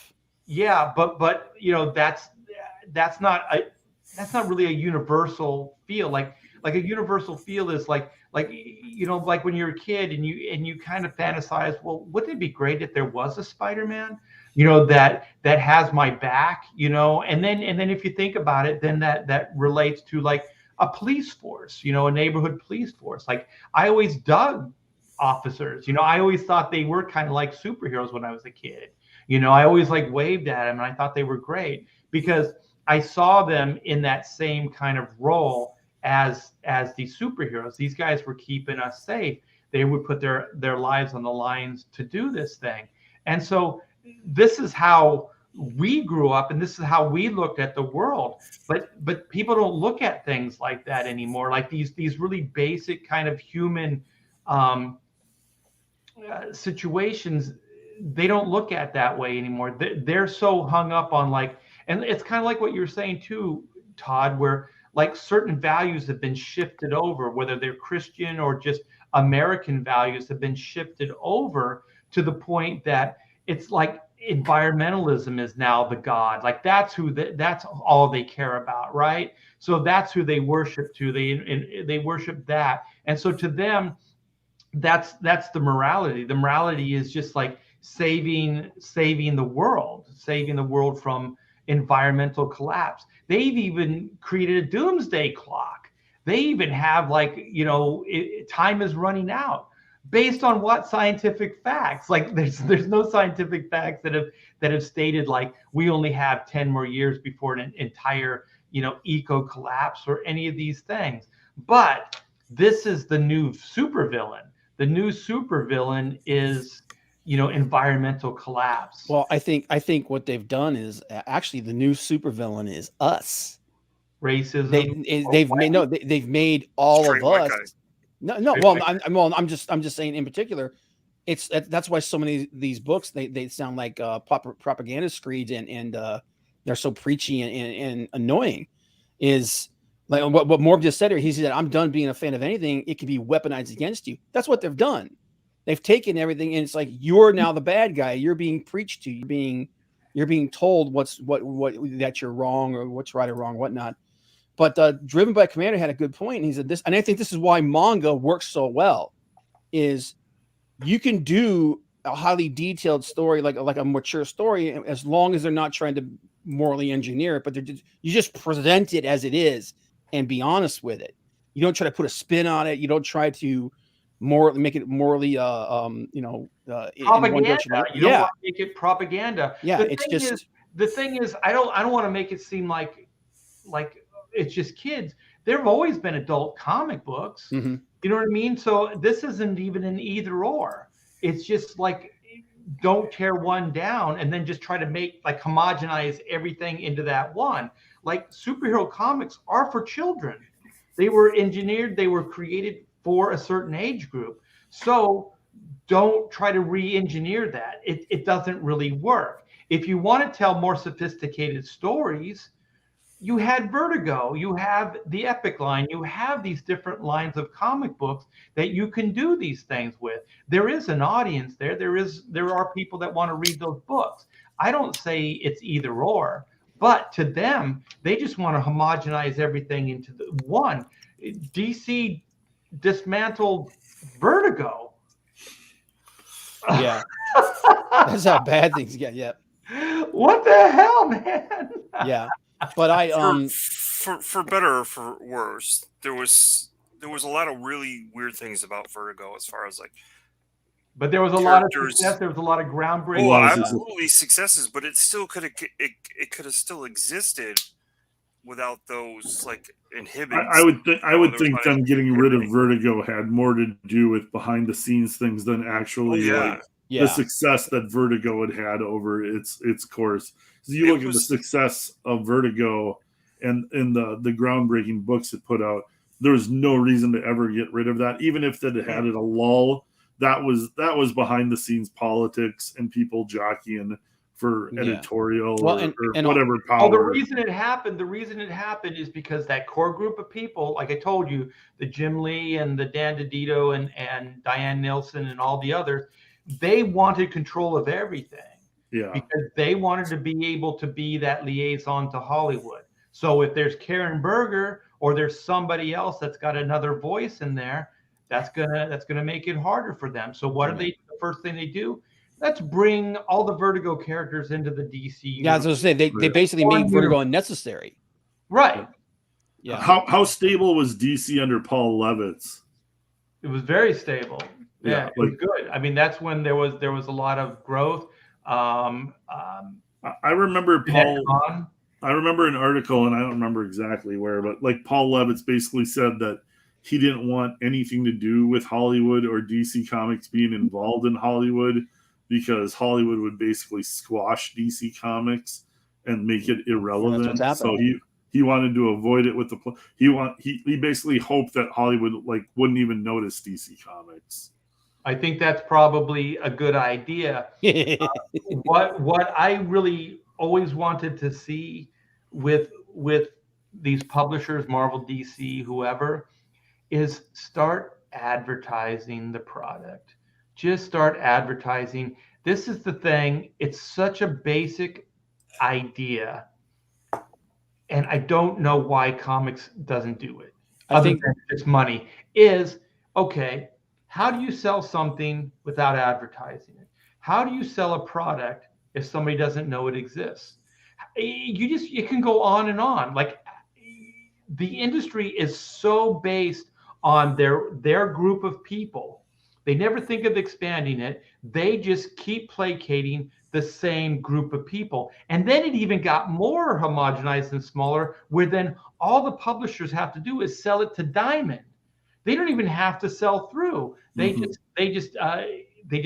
go right to Diamond. The retailers order from Diamond, and then it doesn't matter if it sells, if the readers buy it or not. The publishers have already made their money. The distributors have already made their money. Now the burden is all on retailers, whether they're going to be able to sell through or not. And this is way different than it used to be, because there used to be returns. If these comics didn't sell in the direct market, they could return them. Well, you make a better comic now, don't you? You know what I mean? You start making good product, because if you don't, it's not going to sell. So there's more of a reason to make good comics. If you're just placating the same group of people time and time again, and it's not the consumer, you're not answering to the consumer, you just have to sell it to Diamond, and then Diamond has to sell it to the retailer. That's it. And then it's not a great business model. No, it's not. No, it's not. Because the consumer doesn't get the ultimate say. Yeah. In a way they do, but in a way they don't, because obviously the system has been hopping along and crippled like this for decades now, and they just kept going with it. And I just think it was like, if it's not broke, don't fix it. As long as it's not glaring, let's not do anything about it. But at the same time, it's not growing your company. And most business, the mantra is, if it's not growing and expanding, it's dying. Mm-hmm. So the comics industry has been limping along for decades now, because it has not been expanding, it has not been getting new readers. And then now they're pissing off the readers that they had. So, whatever. Yeah, and I actually put a question to the chat there and asked them, like, with the industry that stated, the mainstream industry that state that it's in, are there any books out there that you guys are still following? Even with it, and a lot of them are saying that they stopped years ago. So, I mean, it's like, getting back to that question we asked, is it possible for them to, to course correct? It's anything's possible, but like we said, man, it's just so unlikely, because it would have to take a complete change in perspective. And one thing I will say though, is that I think if they did something kind of like the more I look into the artist elite thing, the more I think that that's a really smart idea, where instead of doing these individual monthlies, you're putting out a digest. You're kind of taking a page from manga here. So now the thing that I would say to them is that, maybe even go further and take it back to, to make it even more cost effective and whatnot like that. Make it put it on newsprint, maybe even do it in black and white. Mm-hmm. Like I think these are things for the mainstream industry to kind of course correct. That's the kind of drastic stuff they're going to have to do. Because I just don't think there's enough. I don't think there's enough fans anymore to support so many monthlies every friggin' month. Like, think what comics are going to be 10 years from now. It's not going to look like what it is, and it's not going to look like what it has been in the past. Like, I don't know which direction it's going to go, but it's going to be vastly different than what we remember it being, and if it exists at all. Yeah, is the other aspect of it. Checkpoint's like porn. Porn will always sell, man. Porn survives. Shut my door. You can look at the Blue Marshall and Pirate Queen and see what side of things I slid all my chips into. Speaking of porn, Pirate Queen, issue 2. Take Only it, 9 days left, folks. Jump on board the Pirate Queen. Jump on board the Pirate Queen. I'm glad you said board, not just jump on the Pirate Queen. Well, you have it, man. This is your little your moment here. Yeah, no, absolutely. We're bringing the chromium covers back, so the chromium cover rewards are available. And here, you want to put me full screen? I'll show you. Art, Sure. I'm gonna hook you up with these. My let's see if I can get the lighting right. Ooh, trading cards. Yeah, but look what they do. Wow. Oh shoot. Oh, nice. Is that lenticular? Yep, lenticular hologram. Here, Sweet. Yeah, you can see it. That is great. I just got these from China Nice. today. They were not you stuck in the friggin' cargo communist ships, bastard. thankfully. They Well, are. we need to talk, man, because those Oh, look and very dude, cool. 500 for $200, and I got them in like a week and a half. It was like that dude is customer service through the nose. I'll hook you up because they are awesome. Well, anyways, you guys, Pirate Queen 2, 9 days left. You guys are at 31,617, 315 backers. This is you and Mandy Summers just, Yep. Hitting another home run with Volume 2. There's all kinds of fun stuff here. Clint's a great guy. Mandy's just prolific writer. Mandy's awesome. Yeah. And Mandy's apparently going to kick some ass in WrestleMania this weekend. CG WrestleMania is coming up. I don't know if anybody saw her video, but she's been training. So you guys, I'll tell you what, man. One of these days, you guys got to come over to my wrestling channel and watch. When I do a live stream, and just watch them. They're fun, man. Oh, anytime, man. I love wrestling. So like, I'm not every week like knowing what's going on, but I'm a huge wrestling fan. I have a question, Art. Back in the 90s, there was this big, huge slew of wrestling comics, like especially in Chaos. Did you ever work on any of them or know anybody that worked on any of them? What was the guy's name? I did. Nash. Kevin Nash? I did a Kevin Nash comic. Oh my God. We got to find that. My buddy Tom Nguyen did a couple of them. I think he did the Undertaker one. Well, and Andy Smith might have been involved in some of that too, because I think he was. Andy and Tom Nguyen did some stuff together for the WWE. But yeah, I remember a lot of that stuff, like Undertaker and Mankind. Yeah, like Chaos. They got some kind of a deal. Oh yeah, Chaos had the Polito. Man, that's one of these days we got to get him on here. Who? God, my brain's. I took a brain fart here. Polito. Yeah, Polito. That would be fun. I worked. Yeah, with we got to get Polito on here, Avatar. But somebody actually said something in the chat here and talked about creators need to start like you guys arm wrestle. Guys like arm wrestle, and other experienced creators should be teaching the next generation how it's done and what they've learned. I talked to you, Art, and I talked to Jimmy about this as well, about how like so much of the artistic ability has degraded because so many people went digital and whatnot. Those old school inking, like those old school skills. I disagree. Like inking and whatnot, those old school skills need to survive. But more than that, just being able to put a page together. There's a flow and psychology to it that just doesn't seem to exist. I don't think, but digital isn't the reason that's happening. Well, no, I think. Well, no, incentive. Like there's a lack of incentive for people to become comic book artists because of what the industry has turned into. Well, when I started, I mean, there is a little bit of a shift. I mean, Bob's right. When I started, they called us storytellers. Like you weren't necessarily an artist. Like they wanted to see if you could tell a story, a sequential story. So the bottom line when I broke in was, can you tell a story and can you do it, in 30 days? That was always the main criteria. What happened, started shifting over is in the 90s was became more artist driven, so that it became more of the superficial look than story or content. So things started kind of shifting over a little bit at that point. And so then I do believe that there are a lot of really good artists still working today. So the art form is still surviving, but at the same time, there is kind of this watering down of people that, I call it Tumblr art, so I hope if any Tumblr fans are out there that you're not insulted by it.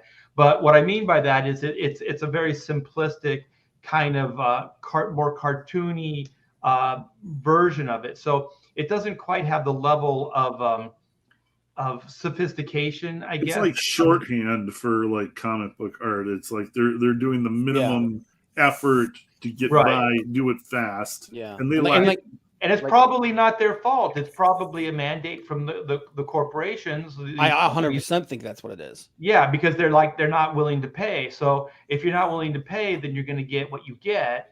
So, I think, but like you said, those guys are still there. You just got to seek them out and figure out where they're at. Like Steve Epting is doing a book at is it AWA? Yeah, AWA. Finding some of these remote publishers, it's like who the hell is AWA? Yeah. But Ralph Meyer, who does The Undertaker, phenomenal. You want to see an artist and a guy who paints his work and stuff, with the dyes. Oh my God, amazing. So there's I could steer you to 100 guys that are really still doing the storytelling with great graphics and amazing inking and color, all of it. Yeah, there's still good guys out there and they're finding gigs, but man, I just don't think even the best top guys are scrambling for those jobs now. But you're right. You're right, Bob, because time will erase the past. Like the further along you go, if things trend the way they seem to be, then some of that stuff may go away permanently and get lost. It's weird because I'm friends with Tom Bancroft. He's a Disney animator. He worked on Mulan. Like Mushu was his character. He was the lead animator on Mushu, and that's one of the best characters in that entire cartoon. And so he would talk about like how Disney started kind of getting the 2D guys out. Like if you can't work digitally and you're not, embracing like the Pixar, like 3D stuff, the computer driven stuff, then you're kind of considered a dinosaur. So that already kind of started happening within his business. But I would talk to him, and this has always been my thing, is as a consumer, I don't discriminate like that. Like I don't go, if it's not digital, then I won't watch it. I only watch digital, cartoons. My thing is, if it looks interesting and it looks good, then I'll watch it. Whether it's a comic book, whether it's a music, whether it's whatever, it doesn't matter. I do have taste. There's certain things I like more than others, but like I'm not really a big country western guy. But if I heard a great song, like I can listen to Johnny Cash and I can go, holy shit, this guy is really good. I can appreciate that and I can enjoy that. I don't have to necessarily be completely into it. I can watch a black and white movie, and get just as much out of it as I can, a movie that's contemporary and in color. So I don't think this is, maybe you guys could disagree. I don't think this is the way people are wired.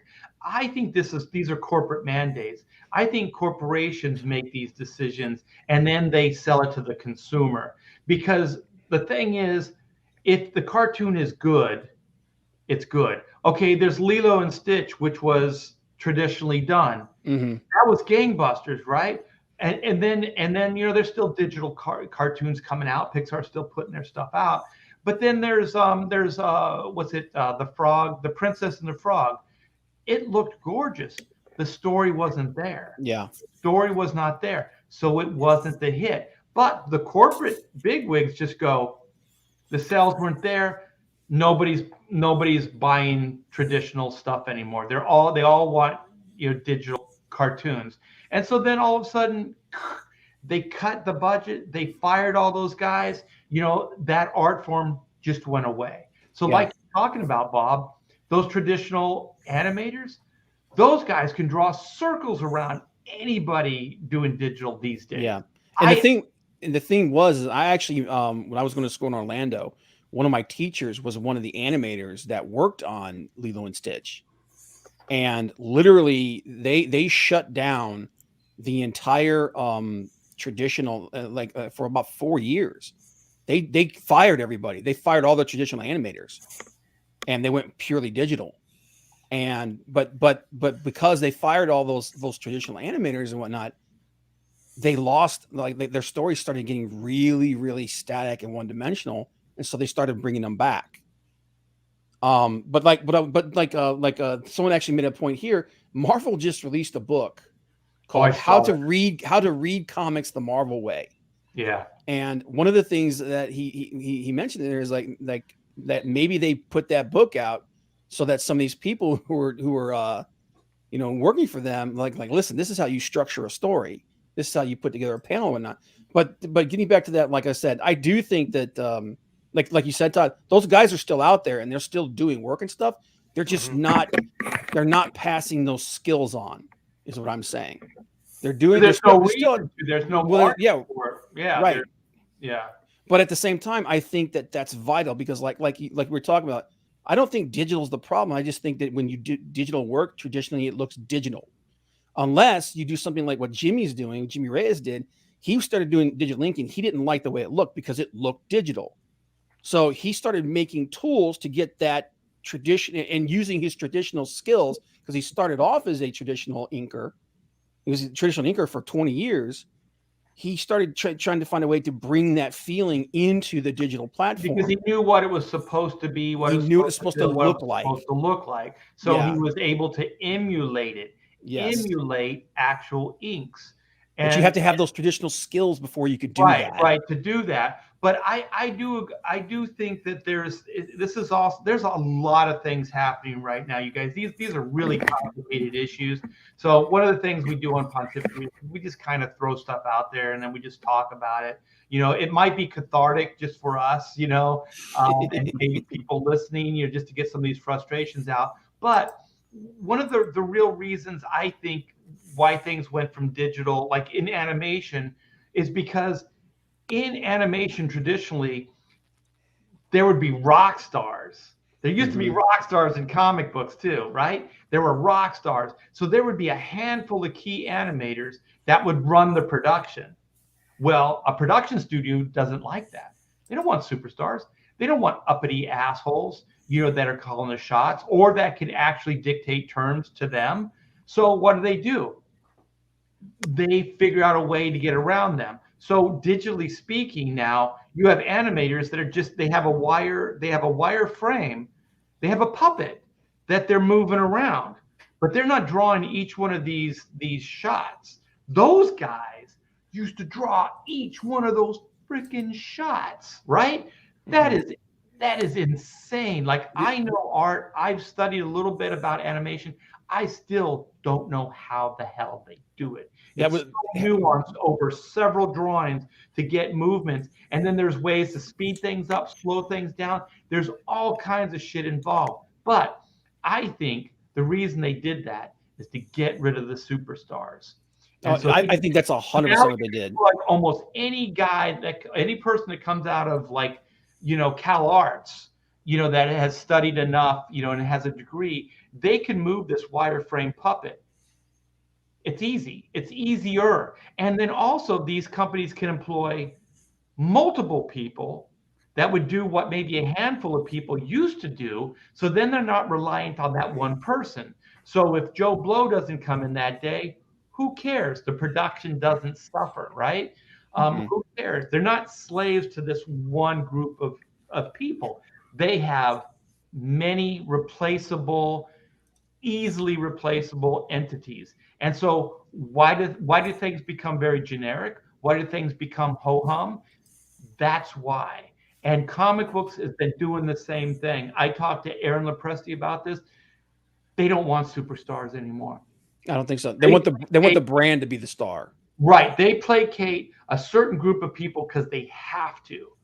They would not placate Greg Capullo if Greg Capullo was not bringing in prestige and numbers.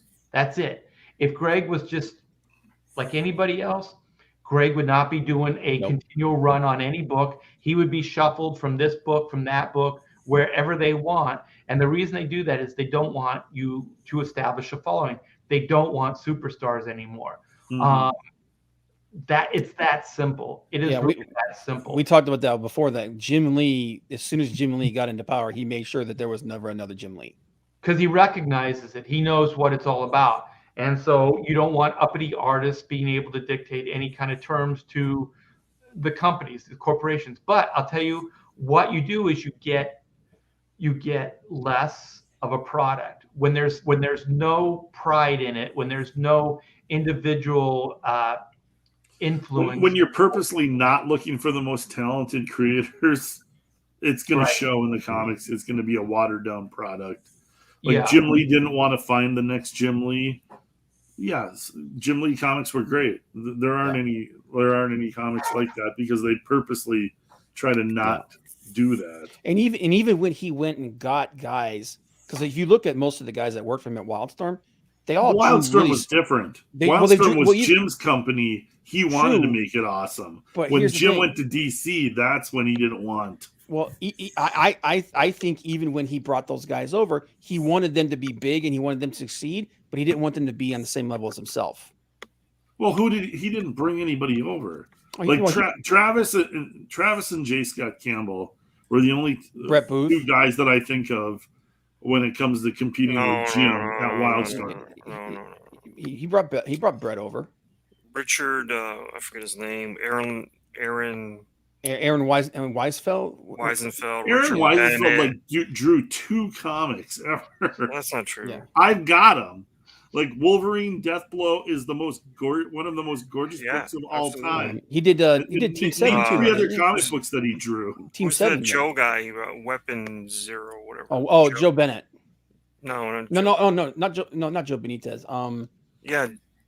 Joe Benitez was Top Cow. Joe Benitez was Top Joe Cow. Benitez was Top Cow, and that's another guy who drew like 5 or 6 comics his whole career. But I do think it's kind of like one of you guys pointed out. I think that Jim had a vested interest in these books selling better at some point, and also these guys were kind of extensions of Jim Lee, so they were kind of scaled down. Even J. Scott Campbell, a lot of those, even like Travis at the beginning was kind of a Jim Lee clone. Yeah. Oh, absolutely. So these guys ended up becoming their own, finding their own leaving within that structure. And becoming superstars, but they weren't superstars by doing the status quo.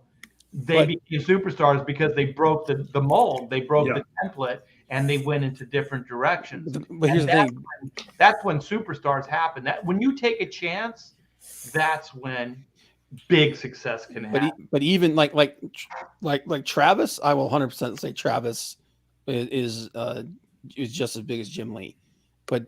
And he could have been. He didn't do enough work. Well, he could have been if he wanted to. He kind of went into niche stuff. But any of those guys. Wait. You're talking about talent. Yeah. I think Travis Charest is 10 times more talented. Oh yeah. Than Jim Lee. Yeah. Oh, absolutely. But I'm talking about it doesn't matter how much volume of work he has. No. Yeah. It just but we weren't talking talent though. Can you actually see? Wow, this guy is next level. He's just unique. He's beyond unique. But I'm saying is that Jim never pushed those guys to be as big as he was. Okay, he like Art said. But it also needs to be from both ends. Well, I agree with that. But I think there are guys. You're talking about something different though. I think. Yeah, I'm talking about people will become what they are through. Repetition and getting better and getting guys like Art in there and like, hey, I want to ink your stuff. And I think it's just one of those organic things. I don't think Jim Lee's looking over anybody's shoulder going, you could be better if you did this. I mean, I don't think so. Well, I thought that was the whole idea of their greatest selves by just repetition and constant work. I think Jim Lee mentored a lot of those guys at the same time. I think it was all the above, but also, I mean, Jim Lee was competing against other image studios and stuff like that. So he wanted those books to look a certain way, but it was also kind of like Wildstorm was an imprint.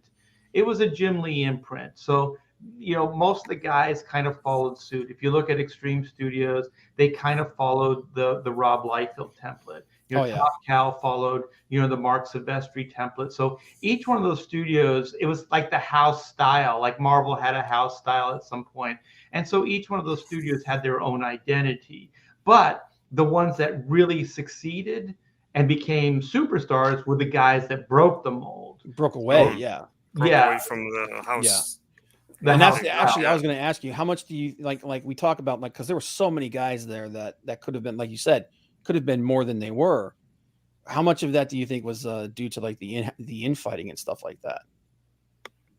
Guys could be more than they were. Yeah, like guys whose careers could, like, you know, like we were talking about the Aaron Weisenfeld and those guys. I think a lot of those guys were just their own worst enemy. So like somebody brought up like Brett Booth versus like Travis Tourette's. Like you can't make the comparison. One is head and shoulders more influential and better than the other. But when you're a publisher, somebody like Brett Booth can be equally as important, because Brett Booth is a monthly guy. I guarantee Brett Booth's going to have a 22 made more money off Brett Booth than he did off of Travis. But Travis is prestige, so he makes the line look good. You have this superstar, right? So he puts out a book a year. You know, that's enough. You have the superstar, right? He's working out of your studio. So it's bragging rights. But then you have somebody like Brett Booth that puts out a monthly and is more, I guess, more monthly minded, you know. And so, you know, you're making way more money off of somebody like that than you are off of Travis.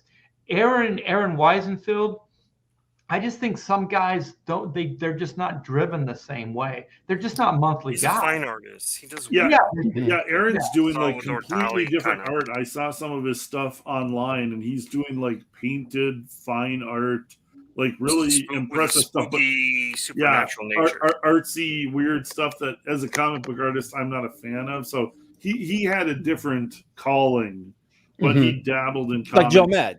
Yeah, and you can see the obvious talent, but you know, it just kind of went in a different direction. Yeah, Joe Mad went into the video games. Meta Barons is freaking gorgeous. Yeah, and I also think there's money. There's money to enter into the equation. In the early days of Image Comics, there was a lot of money. So you're going to attract a different caliber of artists, and even the ones that come in with maybe rudimentary skills, they're encouraged to do better because they're going to get paid a great deal more money. So when you work in a stagnant company that has no raises, there's nowhere you can go, then all you can do is you just feed the status quo. That's all you can do, because there's no real motivation other than personal to get better and to do a better job. I talked to DC the last time when I asked for a raise, and I told the guy, like, he's like, why should I give you? You know, you're already like top rate, whatever. You know, you're at the cap. We can't go any further. I go, that's BS. You know it. And I told him, I said, this is how I'll sell it. I'll sell it this way. I am holding back my talents every month. You can believe it or not, but I'm not giving you everything I have. And he's like, well, why wouldn't you? I said, because you don't pay me to. I said, if you want me to innovate, you want me to go beyond the status quo, then you have to pay me more. And they did, you know, based on that argument. I don't think it happens for everybody, but that's the reality of it. Like if you want to know why things kind of hit the status quo or why certain people hit a certain level, there's just no reason for them to go beyond. You know what I mean? They just maintain the status quo, and that's pretty much it. Yeah, but like getting back to the original point, like I agree with you 100%. I think that the big problem is that they want the brand to be the superstar. Yeah, you know, well, that was the whole image. The image years was that it was a battle over IP, and on some level, Marvel's still doing that today with their film. Yeah, well, you know, a lot of companies are doing that. Like we were talking about wrestling earlier. That's what's happened. Like the WWE has gone downhill massively because they stopped trying to build superstars and they started just making the brand everything. I think Marvel and DC are in the same. I don't know why we're structured this way as human beings. We're structured like we want to just categorize everything in one convenient way and then think of it in that regard, where like if you want to really be successful, be more adventuresome, be more varied in stuff. Like if a trend happens in comic books, like all of a sudden adult Alan Moore type books are selling, don't just go, okay, everything's going to be Alan Moore now. At that point, let Alan Moore be Alan Moore. Let that exist. And then be a visionary and go, you know what, maybe let's play with reducing the cost of books. Let's make it more like maybe $1 book. And companies have done that. But at the same time, you don't sell $1 book to the direct market. The direct market is different. It's not newsstand. People want higher quality. So if you're selling $1 book at a comic shop, you're not selling to the same clientele. That's only going to appeal to the casuals. So if you have a casual person going into a supermarket and there's $1 book, they're more likely to buy that than a $4 book or a $3 book or whatever it is that's your average line of books. So they have played at these ideas, but they haven't carried them through. And they usually don't have multiple things going at one time. They usually just have one thing. When comics were really successful, back in the day, there would be multiple things happening at the same time. DC had adult reader stuff. They were trying to change format. They had the Watchmen. They had Year One. They had, well, not Year One, but they had the Watchmen. They had Killing Joke. They had Ronin. They had these books, but those were never designed to be like their monthly type books. Those were always designed to be something other. Where they got into trouble is when they tried to incorporate everything into just one entity. Those were, I think, they allowed for experimentation. They Right. allowed two guys to come into the office and say, we want to work together, we want to do this. And they go, this sounds like a good idea, we're going to let you. Right. That, somewhere along the way, that completely went away. Was gone. Yeah. It's And corporate because mandates now. It's corporate mandates. It's the corporate overlords trying to basically justify a paycheck and maybe overstep their creative boundaries a little bit. I also think it's insulting to the talent, because it's also you saying that the talent isn't capable of doing these things, which is a lie. I know a lot, like Ed Dennis has that studio that he a lot of artists work out of with him, and a lot of those guys do work for Marvel and to a lesser extent DC. I know some of those guys have gone on record as saying that they like, because one of the things that Ed does is almost all those guys draw like him, which is super detailed, a lot of like really voluptuous curvy women, things like that. They've been told by Marvel, by the editors, say, hey, you don't need to do this. Dumb it down, reduce it down, just pump it out, and I think part of the reason why they do that is, one, is time, but two, they can also justify, well, this is why we're paying you this rate, because you're only doing this level of work. Well, fine. That's fine. If that's the way you want to do it, then charge $1 or charge $2 and get it into the direct market. But don't sell, like, if you're going to put that right next to something that somebody killed it on, right? And then the consumer has to decide, okay, you have this watered down version that's deliberately watered down, but then you have this book that somebody killed themselves trying to create, and you're charging the same amount of money. There's no value in it. There's no value in that book unless you're going to sell it to a different clientele. So I think they can both exist. You can sell a watered down book, but you have to charge less, and you have to go mass market. You can't go into the collectible market, because they're going to know there's no care in this. There's no collectability. No value to it. Yeah, there's no value to it. It's just disposable. At that point, it is disposable. So then treat it as such, sell it as such, but don't try to pass it off as like high art or charge the same amount of money. Chase a different market, But we could armchair this all night, which is great. I do enjoy this, and we usually always get into this type of arena towards the end, because all arrows seem to always point into these directions. But I do believe, just getting back on the ESG topic, is that I think it's easier for these corporate overlords that are running these companies now to just go woke and placate the investors, right?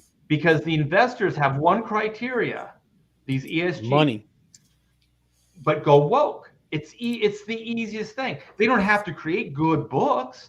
They don't have to compete on the market. They don't have to do any of that shit. All they have to do is introduce propaganda. All they have to do is introduce these key components to qualify for that money. Check those boxes. It's the easiest thing in the world. And how hard is it to piss off a dedicated comic book fan?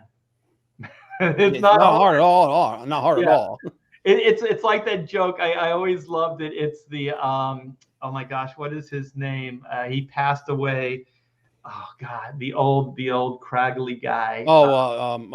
George Carlin. George, thank you so much, George Carlin. And he said it's not hard to piss off a feminist. He goes, I'll tell you how you do it. You go, hey honey, why don't which one of you guys wants to make me a sandwich? Give me a blow. Which one of you wants to rub my feet, clean my kitchen, and make me a sandwich? Yeah, make me a sandwich. And he said, it doesn't take much imagination. So it really doesn't. It's easy because we fucking care. We care about this stuff. Mm-hmm. So it's easy to upset, a comic book fan because they love this stuff. And they see things changing, and they want it to be what they remember. Because if they're selling nostalgia, that's what people want. They want Spider-Man. They want Peter Parker to be Peter Parker Spider-Man. You know what I mean? Yeah. They want that. They don't want Miles Morales. They don't want these other things. They want it to be what it is at its core. That's what they want. And they want good stories to come out of that. Well, that's one of the things that I think I don't think they understand why so many people reject all of this stuff that it's a mantle. Anybody can be these characters. Well, that's the problem. When you put out there that anybody can be Batman, anybody can be Spider-Man, anybody can be Superman, the Hulk, etc. When everybody can be those characters aren't special. There's nothing unique about them. Those characters aren't special, and you basically kill what makes them interesting, that they're unique, that only this person could be this, that this person did, there's something there's something special about these guys. And I always go back, I call it just kind of ironically, I call it the syndrome, because if you go back to that movie Incredibles, what was his plan? His plan was, I'm gonna make everybody super, because when everybody is super, nobody is. Mm-hmm. So when you take these characters who are designed to be they're the new pantheon. These characters, comics were the new mythology. When you make it so that everybody's Zeus or everybody's Hercules, when everybody gets a trophy, nobody cares. It doesn't matter anymore. It's not special. I don't need to see these characters be me. Okay, I am me. I can just wake up every morning. I can just go look in the mirror. I don't have to. I don't have to look at all this stuff. Any talent or skill to win a trophy, and everybody gets a trophy. Yeah, you get a generation of mediocrity. Yeah. Right. And Zack Snyder did this, and it was so insulting. Like in his movies, in the Superman movies, they go, "What does the S stand for?" And he goes, "In Kryptonian, in my language, it means hope or inspiration or something like that." Yeah, and I'm like, show it, don't say it. This is insulting, because if you do Superman right, you never have to say that. You never have to make that claim. When you don't show it and you muck up the water like he did so much in that movie, then you have to say it. But at that point, it doesn't ring true because you haven't showed it. They just say it. And that's another problem with stuff, is they're trying to walk that line. Like, oh, it's traditional. It is this. Superman is inspiration. He's hope. He's all these things. Because he's the first hero. He's the greatest of all of them. Remember when they used to say that? You remember that used to be one of the taglines in the Superman comics, or in any kind of like a one shot or a graphic novel they was in, like Superman, the greatest hero of any age. Like literally, that's why the Legion, he's the inspiration for the Legion. And then they turn around and recently, and they changed this. Like, oh no, he's not the inspiration. His son is. I'm like, that's bullshit. This is why people reject this stuff. Next up, the Legion of Superheroes, all of them gay. Brian Michael Bendis is just a freaking cancer. But he learned the game. He learned the He game figured out. early on. He That's saw what which I know. he saw I know. which way the wind was blowing, and I he know. jumped. He set his sails real quick into it. But So anyways, disappointing. I think like at least at this moment in time, it's the best explanation of why everything that we love, like a lot of entertainment corporations, all these things are going woke, is because they are wooing the ESG money. They're wooing these investors. And I guarantee you there's more money. Well, it has to be. There's more money coming in that way than it is in sales. Yeah. I don't think they'd be doing this. And I think Clint's right. I think that's the reason why they're being so negative with the fans, is like, we don't have to cater to you guys anymore. Yeah. We could talk down to you. We could tell you how we really feel. But wait till these people invest this money and these companies start collapsing because there are no sales, because they're investing in companies that are losing money. So guess what? Capitalism still wins out because they're going to start losing money on these investments. It just because it's unsustainable. You're investing in companies that are selling woke bullshit that does not sell, that the consumer is going to rail against. They're not going to want. I mean, like, it's been like, you can see it just in society, them turning away from the woke ideology. So these companies that are like investing and sucking up this ESG money and putting out this woke BS, they're going down the tubes. And then guess what? All these investors are losing their investment money. They're going to have shrinking investments. It's like capitalism will win out no matter how you try to like circumvent it or thwart it. Like, it's the one thing I believe in. You're absolutely right. I didn't even think about this. If they invest into these companies, the only way they're going to get their investment back is if the product sells. So if the product doesn't sell, the investor is eventually going to get bitter and salty because they don't see any return on their investment. So even those guys are going to get pissy. Yeah, well, that's why they say that this thing has a cap. That's where the bubble is. That's when the bubble bursts. Yeah, right. Is when they realize that their woke agenda they're not going to get is losing them money. Yeah, because I think people are playing. It's kind of like it's like going to Vegas. You know, it's like gambling. So what they're doing is they're either like thinking like this is a trend and they're going to get in and they're going to get their returns back in a quick way. Either that, or they're thinking long term, this is the way the trend is going. So we're going to get out in front of this and we're going to be on ground level when society shifts over to socialism. You know, when everybody's thinking this way, when everybody's embracing, they're betting on that. Better that's tomorrow. Not gonna, socialism. Like, if a dumb guy like me who's only worried about comics can figure out that the end game is the ESG money blowing up on itself because these companies sinking, there's guys much smarter than me that figured this out 5 years ago, and they're already doing something. Like, the wind will shift. That's the thing I don't like we talked about, like, why this Art says, you know, he's been in this industry for all these years and it keeps happening. That's why it keeps happening, because they're not looking at tomorrow, they're looking at today, and they're banking on being able to. In front of them, they're looking at survival right this very minute. Yeah. So they're basically, it's kind of like the old adage, like they're sleeping with the devil. Like, they don't fully understand who they're embracing. Like, they don't understand that this wokeness it's evil. It's complete evil. But in the meantime, you know, just draw a little blood, sign on the dotted line, and just a little piece of your soul is gone. And all it's going to cost is America, you know, is the U.S. and our value system and everything else. But let me get this. Thank you so much, Randy Howe. Very, very generous tonight. I do appreciate that. $5 super chat. My final take, this woke BS is one recession away from collapse. In the end, people will choose money over ideology. I completely agree. Look at how I people are agree, turning too. on Biden right now.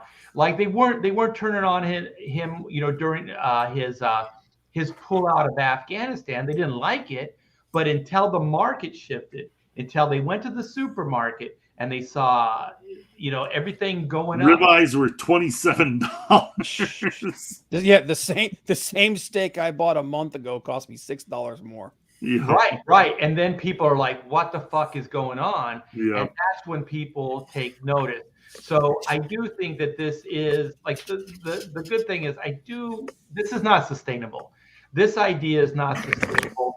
Clint even got us to that point where the investors are even going to pull out. Like these environment, it's only the hardcores that are going to stay involved, because if anybody's getting involved because of returns, like true returns, if they think this is a good investment, where's that money going to come from? In the licensing, maybe, you know, but once they destroy these IPs, no kids are going to want the Superman underoos, you know. That's the thing, is stop selling Superman t-shirts and Batman underoos, and like that's income. That's profit margins. That's keeping the people employed.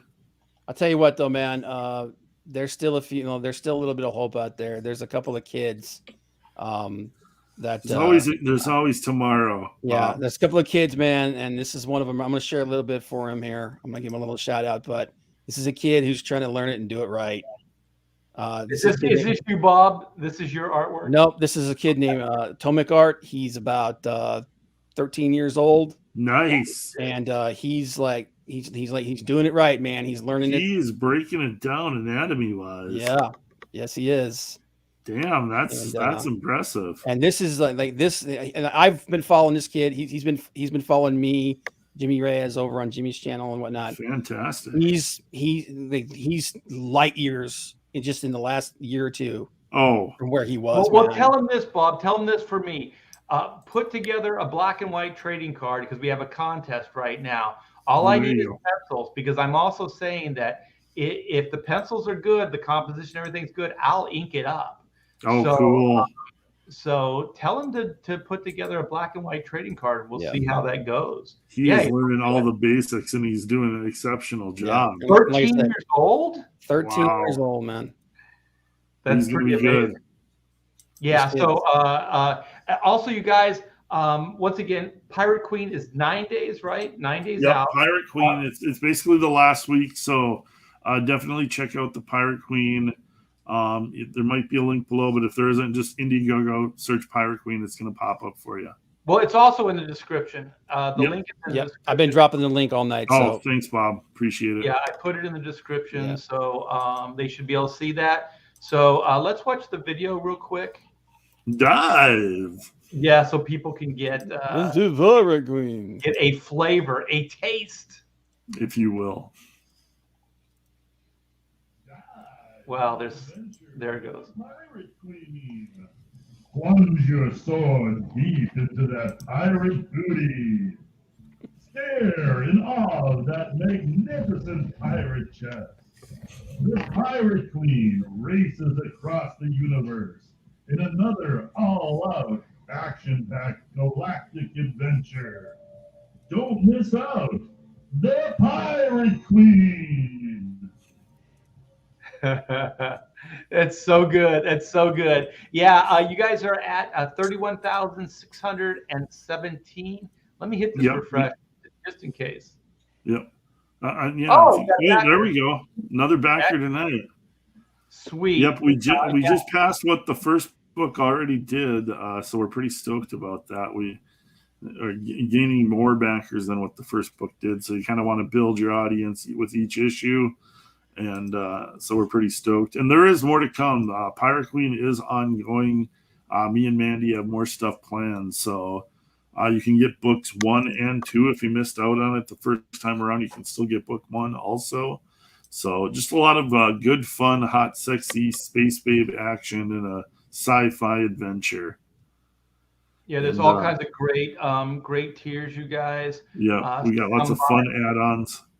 Yeah, and there's a bunch of super or what's it called, stretch goals that have been unlocked. So you guys are going to get more than just the book on this bad boy. So how many issues do you guys have planned at this point? Well, we've got the first 2 issues in the can, basically. I'm actually going to be expanding the Pirate Queen universe come 2022 here.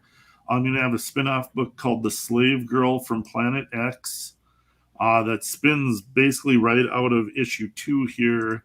And then summer of 2022, next summer, basically, me and Mandy are working on Pirate Queen versus Slave Girl from Planet X. So the first big crossover issue of our characters. So lots of fun stuff, you know, just good adventure comics, sci-fi action, hot girls and the lead characters. So, you know, what comics were that brought us all to comics?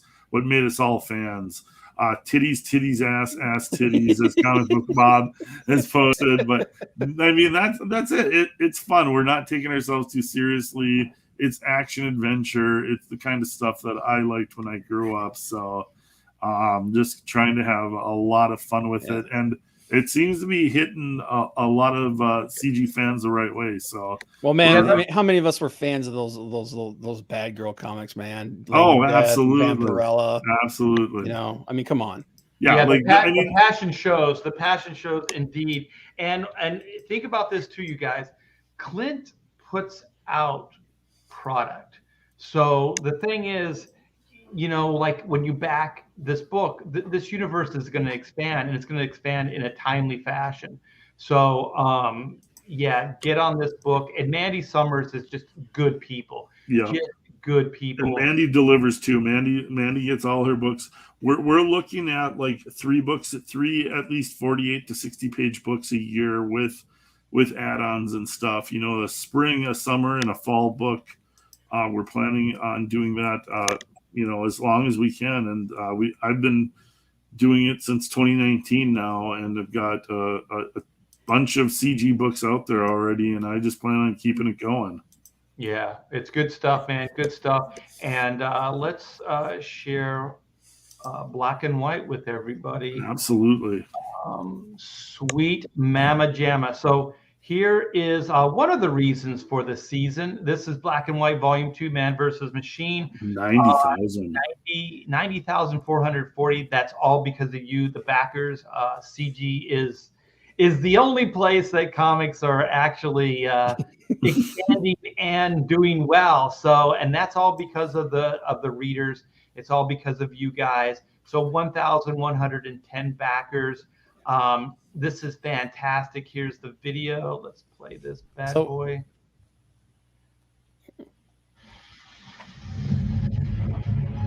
From RT there comes the exciting Plunge your sword into Black and White.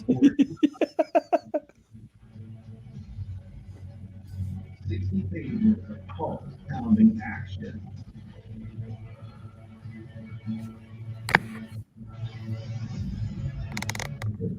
In a world Where law and order where law and order are often blurred to gray. Justice and peace. Black and White. Man versus Machine.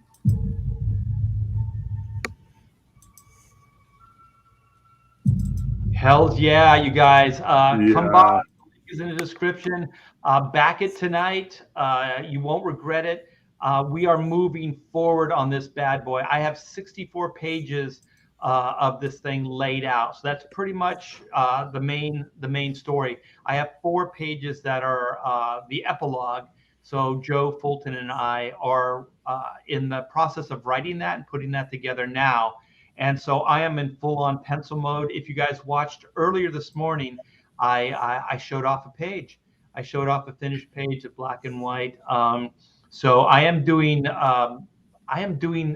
the story down into sections. So I'm doing scenes. So I'm working on the 5-page scene right now, and it's coming along great. I'm really, really happy with what I'm doing. I'm usually I usually hate everything I draw, but this is actually coming out. I'm able to conceptualize it and put the ideas down on paper, and it's becoming easier and easier in a way that I never really was able to do before.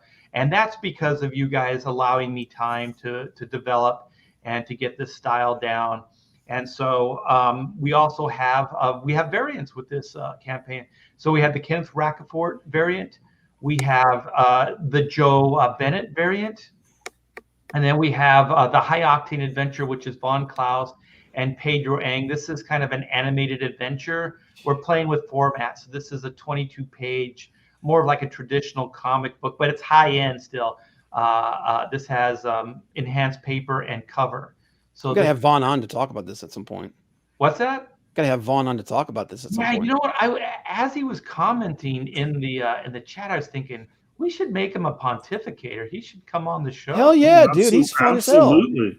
Yeah. I think I'll do that and see if he wants to. The more, the merrier. Yeah, dude. Look at that. Those wraparound tees, man. Oh yeah, those are nice shirts. Yeah, they're doing well too. So I always like with merch, I'm a little apprehensive because you never know if it's going to do well or not.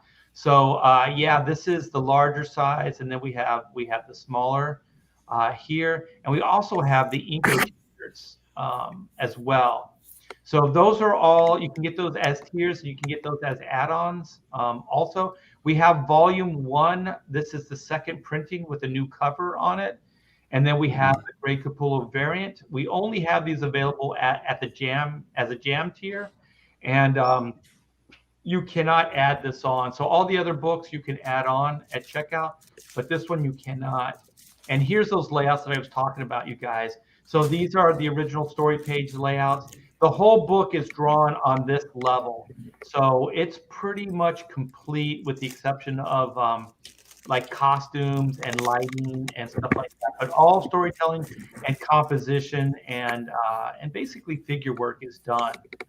So that's some heavy lifting right there. And you can back these as the tier or as add-ons as well. At this point, it's the only original black and white art you can get in the campaign. And I think there's still a few of the head sketches that you can get, but they're only available as add-ons as well. So I want to get to the stretch goals. So we just unlocked the 90K stretch goal. That's the black and white die cut sticker. So that's now yours, plus the drum solo. Okay, so today's early live stream, I did a little sound check for you guys. So tomorrow's going to be the official drum solo. So tune in. It's going to probably be around 1 o'clock Central Standard Time. And yeah, I'll beat on these things and try to entertain you the best I can for that 90K stretch goal. So that's the fun thing. You're not going to get this at DC and Marvel. You're not going to get this. So those guys aren't going to beat on the skins for you. They're not going to embarrass themselves publicly for you. But you know what? We will. Because we're capitalists. Thank you so much, Randy. I do hope you're right. We still have some heavy lifting. We're about 10 grand away from that. So I don't take anything for granted. That's a night on Ethan's channel. But what we're doing is I also mentioned this, and I know that that Pirate Queen has these. I'm in development with Eric Huffles right now. And yes. Is it the Kishi? Is that the Keshi mini figurines? Yeah. Figurines. Yeah. They're a must-have. Yeah, we're gonna do black and white versions of those as awesome. Well. I know you guys have one in your campaign, and it looks really cool. The Pirate Queen. A little top heavy, but that's a good thing. They showed me the original design, and the first thing I said to Mandy was make the boobs bigger. And so we're gonna do the same. We're gonna have black and white versions. Awesome. And then I think also Patrick Parnell did that with his Johnny Phantasm. Yep, Johnny Phantasm. He was the first one to have them, I think, that I've seen. That looks pretty cool too. Like the detail he's able to bring with these little, I think he sculpts pretty much Oh accurate. yeah, he sculpts them and then sets it all up. Yeah, Eric does an awesome job. So Yeah. and to give people an idea of what we're talking about, this is what those Kishi figures look like. They're these little kind of cool, like kind of cutesy little things, but they got a lot of cool detail in them. Yeah. They look really cool. I actually have a rough sculpt. I can find it and show it off as well. So when are you doing the drum solo, man? What? Oh, I'm doing it tomorrow around 1 o'clock Central Standard Time. Wasn't somebody supposed to like jam with you on that, or was that just us like wishful thinking? I think that was probably wishful thinking. I'll be tuning in for that. Yeah, it'll be fun. There was a little distortion with the mics, so what I'm going to do is I'm going to pad these bad boys up and try to eliminate some of that reverberation sound. Oh yeah. That we heard earlier, and try to get a better sound out of it. All right, I found the back of the character. Let me see if I can find the front view of it. I got so much stuff. I don't know if you guys are like me. I just throw everything on my is it the desktop? Yes. Yeah, it's just kind of like my catch-all. So trying to find anything these days. You got one folder you throw all your junk into. Yeah, exactly. So here we go. All right. Blasphemy. It's all blasphemy. Yeah. So here we go. So yeah, these are. How did you say? Sweet. Kishi? Oh, Kishi. I just call them Kishi figures. yeah. Oh, So those look great. Can Nice. you see this? Yeah, this is the rough version right now. So it's pretty cool, man. Yeah, it's definitely. neat seeing your characters like that, isn't it? Oh, it's fun. It's so cool. No, I was stoked when he showed me the Pirate Queen ones, and I didn't know at first what they were doing, and then Mandy showed me the like this, and I was like, oh, that looks freaking awesome. So yeah, it's a very cool thing. Yeah, here's the back view of it. Yeah, and they're kind of like, we used to call these, like, I think the Japanese called like super deformed. Remember when that was a term? Yeah. Like, because they had bigger heads, and then like the body proportions are a little squashed, Yeah. and exaggerated. So I do remember, like, Eric educated me on this. He goes, well, these Kishi figures or whatever, they're kind of super deformed. Their heads are a little bigger, their hands are bigger, and they have exaggerated features. And I was like, yeah, I understand that, but I was still kind of like, but I want it to look more like my character. Yeah, the Kishi figures. Somebody said chibi. The Kishi figures are kind of like a middle ground between like the chibi and like regular. So Yeah, they're smaller and they're deformed. But they have a lot more detail on them. Yeah, and the chibis are a little bit on the cute side. These aren't like cute. They're not like Pop's figures. They do have like some things in common with them, like the bigger head size. But yeah, there's a lot more detail to them. I just think they look cool. They're cool. Yeah, yeah. Checkpoint. They're more like the SD Gundam figures. Yeah. They were super detailed and everything, but they were still kind of like cute, like squat and cutesy-fied, and like certain things are over exaggerated. Yeah, and then this is the page I was telling you guys about. So I found that while I was doing the other stuff. So this is the that looks I'm working nice. on now. So Sweet. God, I love that rock texture. Yeah, the texture. Jeez. I'm looking at that. I'm like, that's gorgeous. That's not digital, man. That's all traditional, baby. Oh, that's gorgeous. Yeah. So this is what I'm working on now. So today was one of those, I think it was Bob that was talking about mundane, like just basically getting things done, for the winter, to prepare for the winter. So that's how my day went today as well. So I'm a little bummed I didn't get too much drawing time because I'm really stoked. And when I start seeing results like this, like I said, I'm usually really down on myself as far as quality or what I like, and what I don't like. But this stuff is really, I'm real happy with it. I don't know if that's a good thing or I'll tell you, man. I like just over the last couple of years, we've seen an evolution in your work and everything, man. It's cool to see. I love the hair, by the way, man. The forms are so much more better, and the foundations are awesome. Yeah. And you know what? Your girls look so much more beautiful than they ever have. You know? It's just clean, man. Mm-hmm. Look at it. It's just precision. It's like watching like a mechanic, like an engineer create a precision instrument. Where like they take the two pieces and they fit together, and there's like no seam. You know, that's what that's the kind of feeling I get from this, man. Your The background's awesome. and dimension is so like 10 light years ahead. God, you got to do you got to do a line art variant art. just the black and white, man. Yeah. You know what? I didn't think about that until is Joe back? Oh, cool. We got Joe Yay! back. I have returned. Yeah, no, that looks awesome. Man. So yeah. Tell us, brother, what do you bring? With your line art, you should do a line art. With your line work, a line art variant would be sweet. There you go. There's 3 people telling you need to do a line art. I think you should always do a line art with your books. Absolutely. Hey, do you guys use these? So we're gonna get into some art talk now. So I own so many friggin' line arts. You guys like my figure work now? I'm drawing with these things, and I never really knew how to use them before. Maybe my skill level wasn't on that level. But those 2 poses that you just saw, those were based on this figure. Yeah, I've got a set of those, and it's helped me a lot.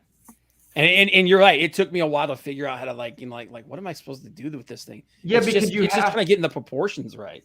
Well, it's because you're seeing things in 3 dimension, and then you move them into 2 dimension. So like when you look at an image, a photograph, or whatever. It's different than looking. Oh, there you go. Yeah, Clint's got him. Yeah. I like to use them for down or up shots. Yeah. Like over the top down shots. He's talking about crotch shots. Yeah. Crotch well, shots, no, I actually, one of the things I use them for is headshots, because Mm. I have a hard time getting like head position, especially looking up and like looking to the side or something like that. It's just I don't know. It's just one of those things that I have a hard time with. You know what Greg Capullo told me? This was years ago, so I think it would still apply though. There's a lot of dolls out there, like Barbies and stuff. Oh like yeah. that. And the only problem with those dolls is usually the eyes are flat, so they're just painted on a flat surface, so they're not 3-dimensional. But some of these dolls are a little bit, they're more 3-dimensional. So you can find a doll that looks like your character, and you can see it. You could just, like he said, he just rips the head off. You know what I mean? So it's smaller, and he can just move it around, so he can get an idea of what it is, what the angle will be, and stuff like that. So it's not like you're actually making it accurate to the image that you're looking at, or the 3D image that you're looking at, or prop, but it's enough that you can get an idea of what it is and what it will look like. And the thing is, what I do with it's kind of interesting. It's like the joints on how these things are put together too. I kind of structure it in almost identical to the way it looks here. So like some of those weird rounded joints and stuff, I kind of draw those in, and then I kind of work through those, and I know how the muscles, because you can't look at these and get a take on the muscles, because they change from every angle. So when the wrist turns, like with an object like this, if you turn the wrist, all the muscles in the forearm don't change. So you kind of have to understand how the muscles would move. But it's a pretty good starting point, and that's what I'm using it for. Yeah. So I'll do my initial sketch, and then if I'm having troubles with it, I'll just pose one of these things in that way, and then I'll look at it, and I can work through a lot of the problems that way. So I used to not really know how to draw with them. I have this thing too. This thing is pretty crazy. Everybody, I love that. Yeah, I'll tell you, one of the things I've been thinking about buying was one of those Physian figures. Shit, that's nice. Yeah, that thing. I haven't seen that one before. There's the other male version of that's really hard to get to. Yeah, this thing is crazy. The wrist and the forearm does twist. I don't know if you can see it, but my hand's kind of in the way. But like the forearm will shift to a certain extent. I forget the bone here. The backbone will kind of shift. You can move it. Scapula The scapula. Yeah, so you can get as crazy as you want with this. Wow, it's weird because even the boobs will shift. So what? you can move them up or you can move them down. I'm getting one. Yeah, it'll be a play toy for you though. And the thing is, when you work with the Japanese stuff, you always have to. The heads are always way too big. These Physian figures are like what I was thinking about picking up. They're like $100. They're like $80 a piece though. Oh shit! But look at like like those are Schwarzenegger. Yeah, that's the newest version of the same. And those are insane. They're fully posable. Yep. Oh, they are. Wow. Yep. And that's insane, man. They have male and female. They have like different musculatures of them. Like they have like a more like a slimmer Bruce Lee kind of thing. Wow, you know? that's crazy. And then they have multiple different women with different bust sizes and everything. They're really like I've really thought about pulling the trigger on one of these just for like muscle picks. You know I think you can be more literal with that. But it's weird. Like in the day, they used to go, oh, look at wrestling magazines and look at bodybuilding. Oh yeah. The thing is, you can't really, like, it'll give you the muscles and stuff like that, but unless you're drawing the Hulk or because those bodies are a little deformed. Like they're not the idealized version of a man. You know what I mean? Yeah. Like these are really kind of. Like I don't know. All of them are tools you can use, but like it's the overall study of the anatomy. Like each one of these things is going to help you along the way, but like just one, like concentrate on just one. You got to use them all. Learn anatomy. Learn which ways the muscles twist when the arm goes a certain direction. It's like with anything with art. You study all of it and you try and use it the best you can. Yeah, one isn't like the solution for everything. It's just a tool to help you get where you ultimately need to be. And each one of us is different. So some of us might not need as much of that as others, but I'm finding it. Oh, wait a minute. See, like there's like hello. Shit. Yeah, but wow. Yeah. That's surprising. Yeah, I've never even heard of these before, man. That's crazy. Yeah. Clint wants to see if it's at a. How's the booty look? I mean, I just want to know how quick it arrives when I order it. Amazon, dude. Oh, some of these poses are pretty classy. Do they come in full size? I'm wondering for a friend. I don't know about these, but we've all seen that one picture. So, but I mean, just like some of these, and like a lot of these, they come with celebrity heads and stuff like that. Oh gosh! Like see, like right here, there's the different, like there's all kinds of different body types and stuff that you can get with them. I'm gonna look these up. Wow. Yeah, I would not want to get sidetracked with like a small version of a celebrity. Oh, you got the Wonder Woman head. Yep, you got the Wonder Woman head. That'd be weird, man. But like I've seen some of them where they like the costume stuff that some people make, like the custom stuff, man. It looks just like the person. So yeah, that's crazy. Yeah, that's insane, man. I never knew those existed. And they come with attachable genitalia. What? Yeah, this is from Japan, right? Insane. Only from Japan. It's so it comes like they come in like a little sealed bag, like a little of course opaque, a little opaque sealed bag, so you can't quite see inside of it. Unbelievable. Just in case you need that shot, do they have like semi-erect and full erect? Yeah, they do. Well, you'll have everything you need to do a porn comic now. But yeah, like just like I've thought about getting like a set of those just for like the anatomy, because like the anatomy on those things is amazing. Yeah, that would be I mean, it would be a good reference for sure. I've Yeah. always just pulled up shit from the internet, looked at like athletic bodybuilders or just athletic Well, people that's- in different that's the thing, positions. Yeah, and just Google image search now. You can find any Oh, dude. pose Yeah, you're you really looking can, for. yeah. You can like, man holding sword and like kinda Pinterest get is all- like, it's like my Pinterest library is massive. oh yeah. So, Yeah. but like Art said though, if there's something about having it in 3D like that helps. Oh sure. It's a little different though to translate from like a 3-dimensional object to a 2-dimensional. It's like life drawing. Mhm. You know, it is different, but yeah, it's just one more tool, because I do the same thing, Joe, where I'll go on the internet and I'll try to, especially if it's like a hand, like a certain Yeah. pose, or like guns and certain things like that. Oh, You yeah. just want to get right. And there's so much reference out there. It's pretty fantastic. Well, perfect example of a few years back, I was working on a project that never saw the light of day and got canceled after a couple pages I had done.